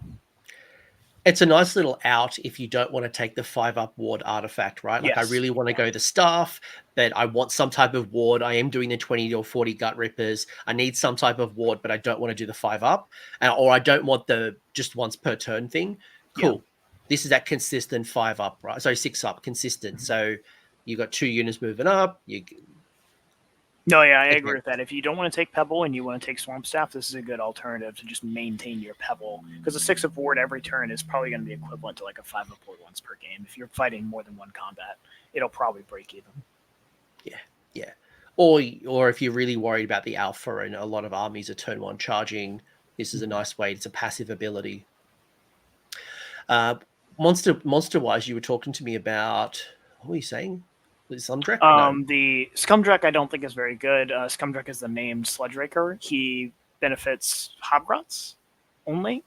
Oh, just skip that. Which is, okay. He gives Hobgrots mortals, but we already said, like, why are we chasing good money with bad money? The other one is the normal Snatch Boss. I think he was everybody's favorite from back in the day. He used to give the 6s do double mortals. Now it's localized. It's a 2-up. You pick 1 unit, and you just give that unit +1 damage to their venom or not the venom encrusted weapons. Their crit mortals are now +1 damage. So if you target a gut ripper or a monster killer unit, you just give their units +1 damage on a 2-up. That's very, very good. It's making your gut rippers 2 damage each, and it again combined with the poison from the Dirty Tricks, you're doing 2 mortals per 5 or 6. That's very, very good. He's not the beat stick he used to be. The guy up top fights exactly the same as he used to, the Sludge Raker's attacks got way worse. He lost his tail attack, and he lost mortals in combat with a lot of his stuff. So, unfortunately, he's not going to be the absolute monster killer or just unit killer of pumping out 30 mortals like he used to be able to when a shaman would buff him and then he'd run off on his own and kill everything. So he's much more relegated to a support role. He's going to make your units the killers, not himself. So I still like him a lot. I think he's actually closer to being a pass than he used to be. He used to be automatic in every single list. It would be insane because he'd give the mortals to shooting. He'd give it to everybody, right? But now he really benefits one unit. He's fine. He's fine. He's very fine. I look at this and it's fine. Like, again, it's not something I would start my list with, but as my list was starting to form and this would benefit me or my style that I'm building around, but no auto include. He gets 5 2-ups to give a unit +1 damage, assuming he's alive the entire game, and assume you'll miss one of them, so 4 2-ups. So he's really for the big push. If you really need to kill a unit that's just going to come down and bear down on you, and you need the damage to kill that unit, he'll provide it. But it's not him providing it. He's buffing another unit to do it. So he's really going to be in conjecture with another thing. Yeah, the question is this 300-point hero getting the value out of that buff, right? Like, it is a big investment, right? Like, when I think about 300-point support heroes, I'm thinking that Hurricanum, I'm thinking the Chaos War Shrine, I'm thinking all of these really tanky, really definitive, almost guarantee type of things that it does. He's right in between. I think if he stays where he's at, I think you could skip him or take him. I liked him personally. I think that push is really needed because there's some situations where if the mission dictates, like the Vice, for example, there's one objective left in the middle on turns 4 and 5. I have to go push them off. Like, I have to answer my opponent's armor or big unit. This will give you the push to do that. But in other games where you're more spread out, he's going to feel a lot weaker. He's not going to feel as good as he used to because he doesn't fight as well. His once per turn, end of turn, extra mortals is just D3 mortals. It's like everybody else's. It even misses on a 1 or a 2, and it gives them -1 to wound until the next turn. But he needs to be alive for this to affect them. Since it's end of turn, he might just die. Kruleboyz stuff tends to die, or you might just kill your opponent anyway, so it probably just won't matter. If this was 280, I probably would be much more favorable. At over 300, I'm a bit... Because, again, we just talked about a unit of 20 Gut Rippers is 340. Yeah. These are equivalent, basically, to a unit of 20. That's what I'm thinking. I'm like, well, I prefer this guy or 20 dudes. I'm going the 20 dudes. You literally said it yourself, 5-10 minutes ago, that you prefer more infantry on the table or more troops. Yeah. And that's probably how I'm looking at it. Any other call outs we want to make? Last one. This first of all, I just want to call out this thing. This thing's terrible. That was literally what was coming out of my mouth. I'm actually disappointed of the Marsh Crawler Slogoth. Maybe in the AoS trophy 5? No, trophy finger. Maybe trophy finger, but. No, but you want to take a lot of monsters, so you're probably going to take less infantry in Trophy Finger. So he's not even going to give run in charge. Oh yeah, true. Oh, because buffs. It's a buff as no. It's sad they've missed on him so many times. What about offensive monster killers? He buffs the monster killers, but you have to maintain the 12 when you charge. So even so really what you're doing is you're paying 190 points to make one unit, maybe 2, run in charge. And that's just not that good. That's a lot of points. In my head, I'm doing mental gymnastics trying to justify a reason why I might take the Marsh Crawler Slogoth. And first off, the Marsh Crawler Slogoth was never really in Kruleboyz list anyway. Yeah. It was everyone's favorite. It was Gloomspite Git's favorite ally. We're like, yep. Be free with all of my squig herd. Go do my thing. And in fact, my Marsh Crawler Trogoth is a rock gut Trogoth's head. Like, I'm like, I'm going to Gitsify this. But if I was a Kruleboy, no. This has just never fit inside a Kruleboyz army for the playstyle and what it wants to do. which is sad, but maybe eventually they'll get. I think this is just a War Scroll problem where this unit is just not matching the army. Like, this is just not matching what I want to be doing as a Kruleboyz army. I don't want to be. This goes back to our conversation at the very beginning with Iron Jaws versus Kruleboyz. If this was an Iron Jaws thing, I would love it. I'd love to give my stuff run and charge and go across the board. Brutes, Kruleboyz are just not running and charging across the board. This is just not what they do. So if you had like Wolf Riders or some type of light cavalry, maybe. Oh, it's only infantry too.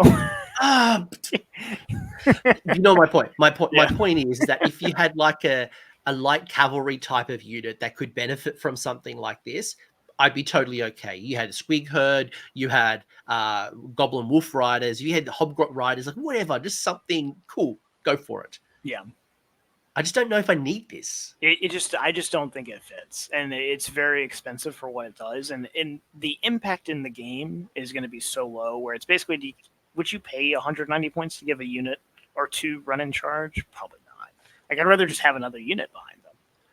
What you're paying for is the 10 wounds, D3 heal, but it's a control score of 2. If it was a monster rather than a war machine, so control score of 5.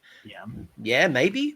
But yeah, again, we're at 200 points, which is the equivalent of a killer boss on Great Gnashtooth or the Maya Brute Troggoth. I'm taking a Maya Brute Troggoth over a Marsh Crawler every day of the week. Yeah. Every day of the week. That's probably the last War Scroll I would really comment on, is the Maya Brute or the Maya Brute was something I never would take in 3rd edition. And this is something I've put in like almost every single list because the big changes for him, he still works exactly the same. He yanks himself for D3 mortals and he gets +2 attacks per mortal he takes. He has a squish at the end. The rampage is whatever, fine. But the heal is now on every turn automatically. In 3rd edition, this dude only healed on your turn on a 4-up. It was so bad. He would just slowly yank his troll to death over the course of the game. This guy's really good. I think he's a strong middle beater. He's a great recipient for all-out attack. Those monster clubs go to 3s and 2s, -2, 3 damage, and it's just a good middle-of-the-road beater. He's movement 5. He's a little slow. But again, we're playing Kruleboyz. We're trying to counter. We're trying to set our pieces up. We're not running across the board. You're hoping that your opponent falls into the trap of the Gut Rippers, gets stuck, and then this troll will come in and smash them. I always think of Lord of the Rings when Gandalf is like, you're going to hold no matter what comes through that door, and then this dude comes through the door, and it's just like knocking dudes over. And remember, with that, like the club attack is just like, whoa. Yeah. Remembering there's no Mystic Shield, no Finest Hour. The best an army's going to have is all that defense. So if you that is essentially Ren 3 in AoS 3 terms. Yeah, that's good. That's a lot. All that attack. That's 3s and 2s. Ren 2 for 3 damage. 4 attacks apiece. Let's say you fail probably 1 in that sequence. That could be 9 damage. Without even tapping into what was the companion rule for the battle formation of doubling 6s. Yeah, so 6s would get you an extra 2 wound roll. So well, you get D3 or you get 2 to 6 extra attacks also from your break of harness. So you yank, so you're actually 6 attack minimum. Yes, yeah, wow, yes. Allocate your D3. I was just looking at Trophy Finger. Yes, I wasn't even looking at the War Scroll itself. So Trophy Finger. This guy loves Trophy Finger the best. He's the best Trophy Finger recipient. So 4 attacks +2 if you, well, not if, it's like when, unless it's on your last wound. Even then, like if I was on my last wounds and I'm like, look, if I can wipe a unit, I'll do +2 attacks, clear the unit, I'll kill myself, maybe. Yeah. No, so I'll do the damage. No, I'll do the damage before I do the attack. So yeah, don't do that. But that's 6 attacks +2 if you, plus with the crits through Trophy Finger if you go that way. It's a lot of It's a lot of damage. for was it 200 and something points, like 220 was it or something? This guy's 220s. So he's not very defensive. It's 12 wounds, but he regens every phase or every turn. So he's healing D3 every turn, which is very nice. So he'll basically heal his breaker harness damage every turn. And plus he's basically immune to chip damage when he goes in because he'll be healing the D3s as he goes. He's really, really good. I think you just want a big beater in AoS 4 that can just kill whatever, and he's your answer to that. If you don't have any negatives to hit, he's going in 3s and 2s, and he's going to slap. He's going to slap hard. He's going to pick up a lot of stuff. And then with all your Kruleboyz debuffs, like if you get a fight last on something and then this guy's swinging in combined with something else, that unit's going to be dead. Again, this is a trade up piece that you are going to trade up with this, and you will get a lot of really good value from that Maya Brute. I mean, depending on how I run my list, I might even include 2. Like I may go 2. Yeah, he's a great model. Yeah. Considering what he used to be, this is another nice model. I love that Kruleboyz got more choices from AoS 3 to 4. There was way less choice, I believe, in AoS 3. And now a lot of these heroes are making their way in where they're like, ooh, this guy looks interesting. I like that we're moving away from the spam, like how many Bolt Boys can I include in my list? How many Gut Rippers can I include? And just, like that was really like the play style. I feel like we're now moving into a blended approach, which kind of leads us into 2 lists that you have submitted. One being your NashCon list, which was a light finger, 2,000 points on the dot. You've gone Morbid Conjuration for your Manifestation Law. 4 drops, the first one being the Swamp Caller Shaman with Potgrot, who's the general and has the Swamp Staff as the artifact. Surprise to nobody. You've gone Manskewer Bolt Boys that are reinforced. You then have the Breaker Boss on Maya Brute. You have 2 units of Monster Killers. You have a Killer Boss on Corpse Ripper Vulture with the Slippery Scumdrag. Then 2 units of Monster Killers. You got the Snatcher Boss with the Sludge Draker Beast and a unit of Reinforced Gut Rippers. So lots and lots of bodies. You're not worried about drops. I mean, it seems like everyone I talk to is worried about the drops. They're worried about auxiliaries, which I think we all should be agree. You should not be taking auxiliaries. Yeah. No, like I don't think I've seen any unit in any list that I've built where I'm like, this is worth the tax. This is worth the auxiliary tax. Like, there's nothing. 10 Doom Wheels. We're talking. Sorry. All right. If we're going into the world of ridiculous, yes, the 17 battle mages, the 10 Doom Wheels, like, then we're talking. But yes, a normal list should not be taking auxiliaries. A normal list, yes. Normal list, yeah. If you're on the Beyonds of ridiculous, yes, there's a different story.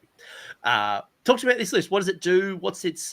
I mean, you've obviously talked about the units in isolation, but what does it actually do together as a combination? So like you said, drops are kind of an issue for most people. I think that's not an issue for Kruleboyz. I think Kruleboyz are very, very good at tactics. And the key thing for AoS 4th is being able to determine, you need to be able to say, I can do 2 tactics at minimum, turn 1, without any opponent input. Whether that's seize the center, take the flanks, or seize their land. Kruleboyz probably aren't fighting, so that's kind of out. But those 3 are all on the table. Seize their land, very easy. If you get a teleport off, you're going to seize their land. If your opponent doesn't screen out all of their terrain, there's an easy tactic turn 1, and you can still do it safely. Because you can then teleport out when they come at you on your opponent's turn.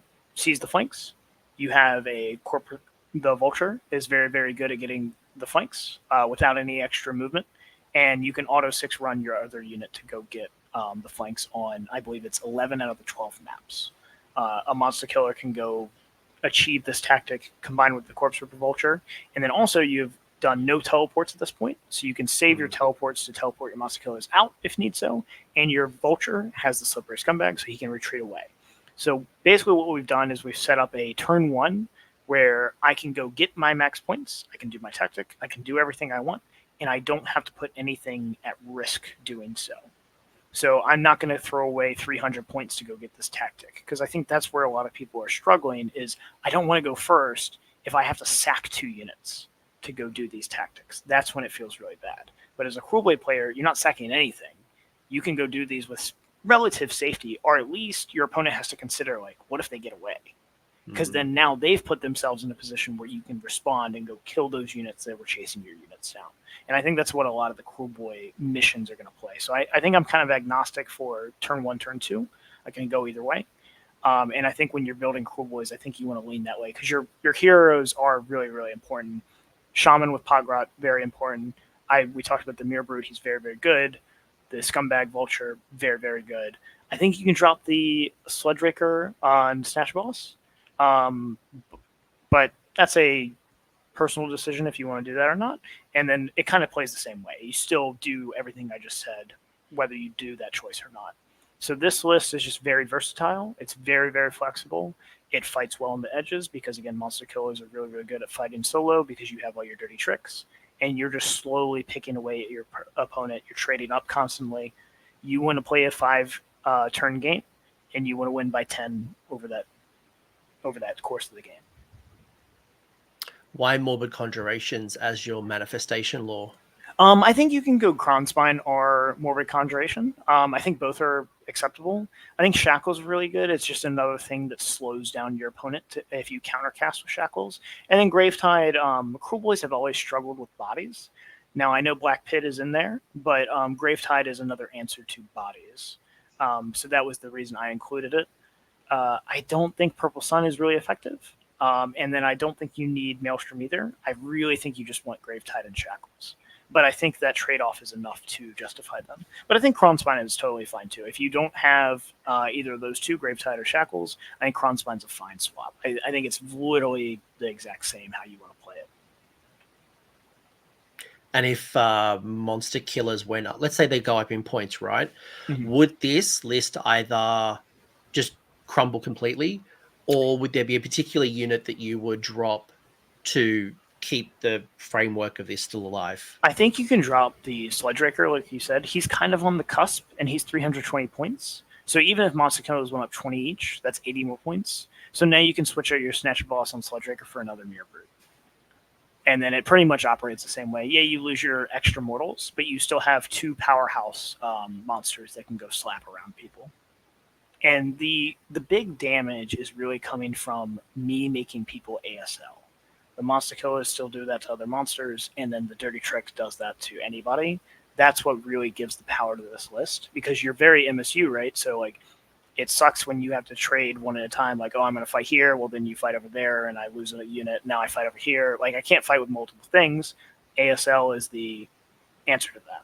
So just the more you can provide that, the better the list operates. Dig it. I like it. I can see your playstyle real coming into play. Definitely not my playstyle in this particular list, but I see how you would build definitely has played out here and gives you a lot of versatility, especially with all the MSU kind of monster killers, because you're just trading up. Mm-hmm. You're just sending bodies around, getting the most value. You've got a lot of movement, which then kind of goes into the other build that I've been talking a lot about, which is more of a castle-y brick. Still don't have to be like you're not Zinch. You don't have to be like this one big bubble of thing. Mm-hmm. But there's obviously that play style. The other one being the Kruleboyz Claw, which this one definitely has a lot of different units, right? So you got Regiment 1 less drop, by the way. You got the Swamp Caller Shaman with Potgarot, who's still the general. You've got the Man Skewer Bolt Boys, again reinforced. You've got your Snatcher Boss on Sludge Draker, who has the Mork's Eye Pebble. You've got a reinforced unit of Gut Rippers, a non-reinforced unit of Gut Rippers. You've got a Killer Boss on Vulture, who is the Slippery Scumbag. 2 units of Killbow, the Beast Skewer Killbow, that is, and then the Bolt Boys. So this is probably more of a, this is probably more of a mixed arms force, right? You've got a whole bunch of troops who can do melee stuff. You got some shooting, you've got some magic, and you want Kronspine as well, by the way, the manifestation law being the Kronspine. So this is the inverse of what the first list was. So the first list plays on the edges very well because everybody kind of runs around and does what they do. This is going to play for the center very well because you have your strong shooting with your 2 Bolt Boys reinforced. So those are going to be your teleport targets. You have no other teleport targets really in this list. So those are your 2 things jumping around, doing damage, jumping out. Your Killbows are 24-inch range. We didn't go over them, but they are basically just consistent damage that it doesn't move because it can't teleport, unfortunately. But you just need to make sure they set up in the middle and they're just shooting every turn. They're a great target. They're 2 shots, 3s, 2s when they don't move, -2 d6. They can just provide a lot of damage over the course of the game. This is going to be your brick, your castle, where you're just going to go up and you're going to be providing covering fire for your big 2 units of Gut Rippers that are also reinforced by Mork's Eye Pebble. And your Vulture is still very operational because he just kind of runs around as a solo piece. Slippery Scumbag on the Vulture is so good because being a 12-inch movement monster, they can retreat and then also power through if you charged. He's just so flexible. He's by far the best unit pound for pound right now with that trait.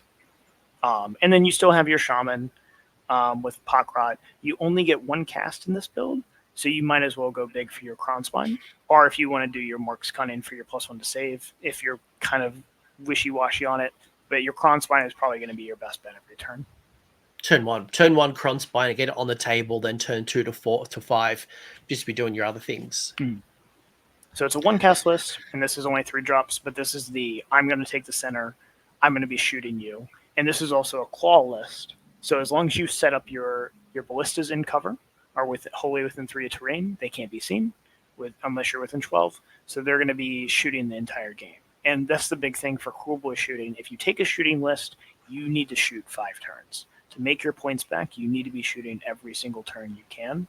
If you don't, you're probably taking a bad unit because you're just not going to make your points back on some of these things. Yeah, especially with range going down, it can be a lot harder. And you're putting a lot more tools in the middle, so you're asking for trouble a little bit more. Mm-hmm. I've got some burning questions for you coming from Discord, and then we'll kind of wrap things up.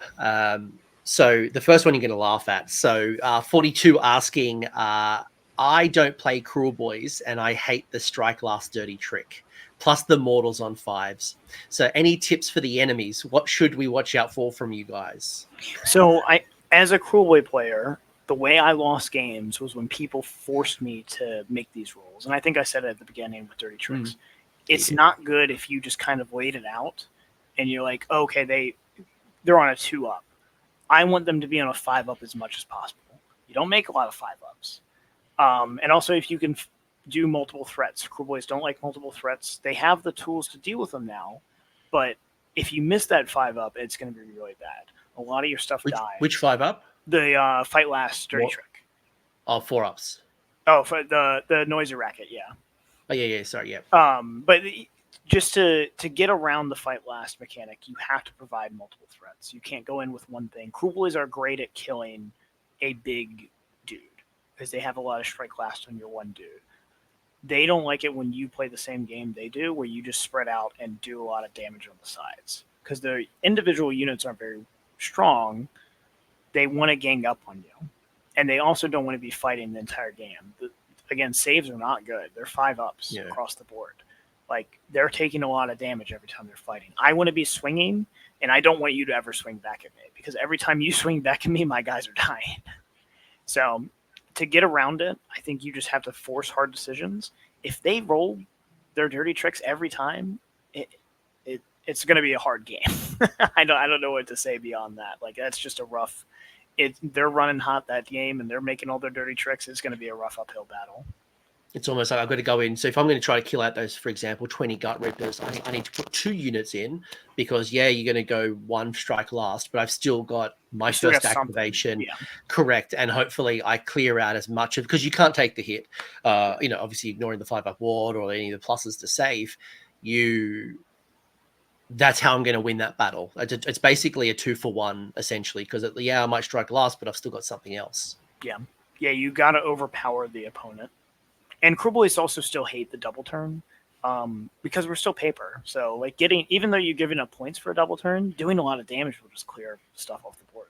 So. Worth the trade. Yeah, and it's worth the trade sometimes, dropping the 4 battle tactics, but you really table your opponent or do serious damage that they can't recover from. And you've got no regeneration, you've got no bringing back units. So that could be worth the trade, especially early on. And you just keep scoring your battle tactics for the rest of the game. Yeah, there's no healing. There's now, again, besides Pebble, there's no wards really. So, like, every damage you land sticks. Yeah. Do you think Kruleboyz meta lists will always include shooting units, or do you expect to see some full melee lists if they're, Like, how do you feel? The good ones, yes. Unfortunately, we're one of those thin armies. Like, there's just not that many scrolls. You only have 4 unit armies, or 4 units, with Boltboys, Hobgrots, and then the 2 melee dudes. So, like, your units are 25% shooting. So you're just going to have to include them, at least 1 unit. Yeah, I tend to agree. Like, can you? Yes. Should you? I mean, you're giving away what? Cover fire, you're giving away. Look, you're up against some of these armies. You know, Purple Sun is really popular in the meta. Kronspine can be popular. Even the primals. Like, how do you get to that wizard behind enemy lines? Mm-hmm. How do you get to some of those backfield objectives? You know, yes, you got your teleports, but you're relying on a 9-inch charge. Like, how do you threaten the whole board? Shooting brings that to the table. So I would probably have some unit. I wouldn't overinvest, but I would include 3 or 6 or a beast skewer bow. Yeah, I don't think you should pass them by. I don't think there's any list that would ever not have any shooting. I think that's just probably not a good decision. Yeah, I feel you don't need to go overboard, but you should have it. Is there a list where Marsh Crawler Slogoths fit? Nah. Nope. No. Look, if someone smarter than me is in my Discord saying this is how I'm building around marsh crawlers, like tag me, tell me how you're doing it. But I can't justify it for its points. I just can't. See it, Yeah. It seems our tricks are meant to be played as second player. So teleport preventing you to score some battle tactics or preventing you to benefit Boltboys +1 to hit if you use teleport in your turn. So if we go first, how can we adapt? So I think I think I covered this also. Like, you don't need to use a lot of your tricks. So Venom and Cluster Weapons is only going to be used if you get into combat turn 1. Probably not going to use it. The charge one is only used if your opponent charges you. Probably not going to get charged on your top of 1. So you're limited down to your teleport and your fight last with noisy racket. So, like, I think when you go first, you can use them, but again, it's just you use them when you need to, or they're going to make an impact, and that's going to be a judgment call for each game. The teleport might not even do anything turn 1 because you probably don't need to teleport when you can just walk up.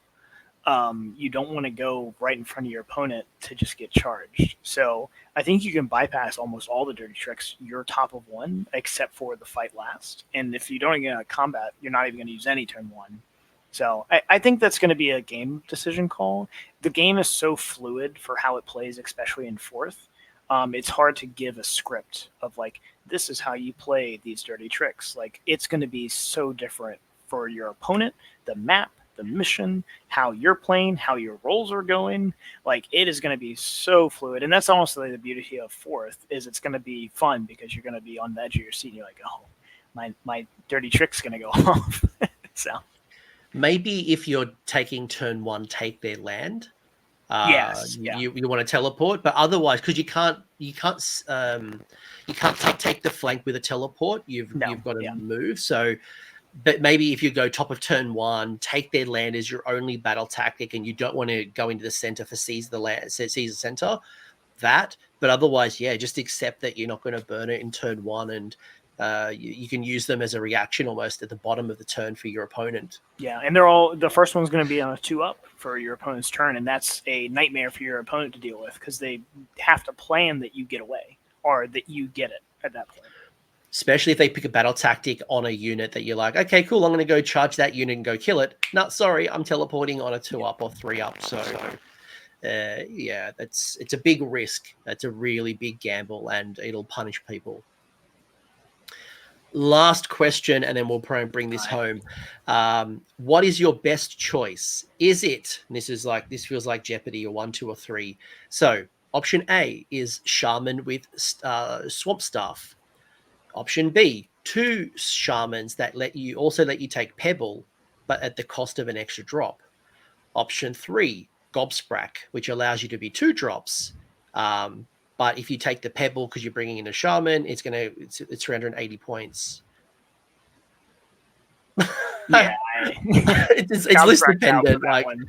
It's list dependent. I don't think there's wrong choice there. I'm leaning the Shaman with the Swamp Staff because my main list was that first one, the Nashcomb list that I'm going to play in a month. but that's just the way I play right now. I don't think there's a problem with taking 2 shamans versus taking 1 shaman. I think it's actually even better because it spreads out your bell curve, because when you roll a 4 with one of them, you still have +1 to cast with the other one. So you even out a little bit more there. You do sack 120 points in a drop, but like I said, I think Kruleboyz are actually good at being agnostic for going first or going second. I think that's one of the beauties of this army. So I think between those first 2, Gobsprack I think is just out right now, unfortunately. After playing him for like 5 games, it was just like, I killed a wizard once, and I felt like insanely lucky to do so. And it was like, I need to roll an 11 on 2 dice, and then I need to roll a 5 or a 6. Like, we are speaking of like, I'm just hoping this happens, not a game plan at that point. So run it if you want to run Gobsprack, but for me, I think I'd rather kill a boss on Vulture for a similar points value personally. He's or 80 I would points go, less. I'm just like, if I had a Vulture and I'm like, I Yeah. really want to run a Vulture because of the speed, because of the thing, I would just go to the killer boss. Yeah. Gobsprack had fun for 12 months. Yeah. It's time to go on a long service leave for a little bit. Yeah. Play your melee Vulture. He's probably one of the most dynamic, fun pieces you can play right now, with Power Through being a new thing and then the Slippery Scumbag being a new thing. That dude will go 36 inches in a turn, possibly. Like, that is so much fun to play with. He's so mobile, so flexible. It is a ton of fun. Even new redeploy, there's so many things that you can play around with, or being able to charge into a unit and not worrying about Unleash Hell. Like, that would be my preference. Any final comments, any thoughts, or any shout outs you want to make to your homies? Kruleboyz are awesome. Hopefully I'll play them again next year for AoS Worlds. I think I was 1 of 2 at Worlds, and I went 4-2. So they're not a bad army. It just takes a lot of patience, and you got to get people to fall into your dirty tricks. They are a very good army. They are a very good army. But I imagine there's just going to be a lot of like analysis paralysis, where you're trying to remember the 4th edition rules. You're trying to do tricks. There's so much to compress, which is why I said maybe start with the other factions and then like lean in. But this is a really good army. If you practice, you are going to go really well. Yep, and it's a lot of fun. It's a lot of fun being like, oh man, I rolled 7 6s out of my 20 attacks. That's 7 mortals. That's you will just pop off randomly and be like, yeah. Yeah, you'll do well. You will do well. Any shout outs, any people you want to say hello to? Your East Coast brothers? Yeah, Mid-Atlantic, East Coast, Team America, USA. Love you all. But yeah, thank you. Thank you for having me on. I don't love your Twitter handle, by the way. That's fine. We're all capitalism there. We're built to sell. We're selling. So the reason I say that is I've got a bot that updates and tells everyone in my Discord in the Worlds chat to try to promote Worlds and like what Team Italy is saying and what Sweden's saying, and like every post from America is just capitalism. Like, buy a Barrett of dice. Yeah. Go buy Grey Matter thing. It's on brand. It's just like. Do you guys post anything about yourselves other than just buy? I think we post a lot during the event and right before, but I think it's mostly automated before that. It was just capitalism to its core, but I love you, America. You guys are hilarious. But mate, it's been a pleasure. I'm glad you were able to join us again. Again, Jacob doesn't know everything. I'm sorry to break your hearts, but look, it's this is coming from probably one of the most experienced Kruleboyz players that I know that I could think of, and this will be a really good starting spot. And you may disagree. You might think that the Marsh Crawler is the greatest unit in the game, and there's something that we have not connected to. And you know what? Then you go 5-0, and I'll bring you on the channel and say, let's talk about the 5-0 you show me the secret tech. Kruleboyz are awesome. Somebody does. Yeah, we're only 2 weeks into this edition, so like it's wide open. And if somebody goes 5-0 with a Marsh Crawler list, you can come on the channel. You message me and you come on, because you are clearly smarter than everyone in the room. I need to know what you've done, because I don't get it. I don't get why you go heavy, or even any, to be fair. All right, I'm going to go. Jacob, you've been an absolute pleasure. Keep playing those dirty tricks, and I can't wait to see how your lists unfold. And if people want to go out and buy a whole bunch of Monster Killers. Yeah. Go use my affiliate link. Go Yeah. buy them from me and hook me up because you're playing a dangerous game. Very dangerous. Yeah. Every Feck player with 60 Beast Flayers is feeling that right now.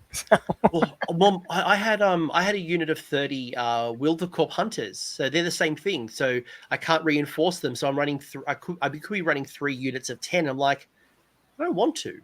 I don't want to run 3 units of Wildercorp. I like the unit of 30. I can't even reinforce them to 20. Like, this is dumb. Yeah. Just don't. All right. Thanks, everyone. Good chat. Thank you. Thanks for hanging around until the end. I hope you enjoyed that video and you walked away with a few new ideas. Now, if you did, I would love it if you pressed like on the video, as well as left me a comment with your thoughts. The conversation will continue over on Discord, and the link is down below in the episode description. I also want to give a massive shout out to the AoS Coach patrons and YouTube members who are supporting the channel and the growth that you're seeing here. So cheers, you are all bloody legends. And until next time, don't roll a 1-1 on a spellcast.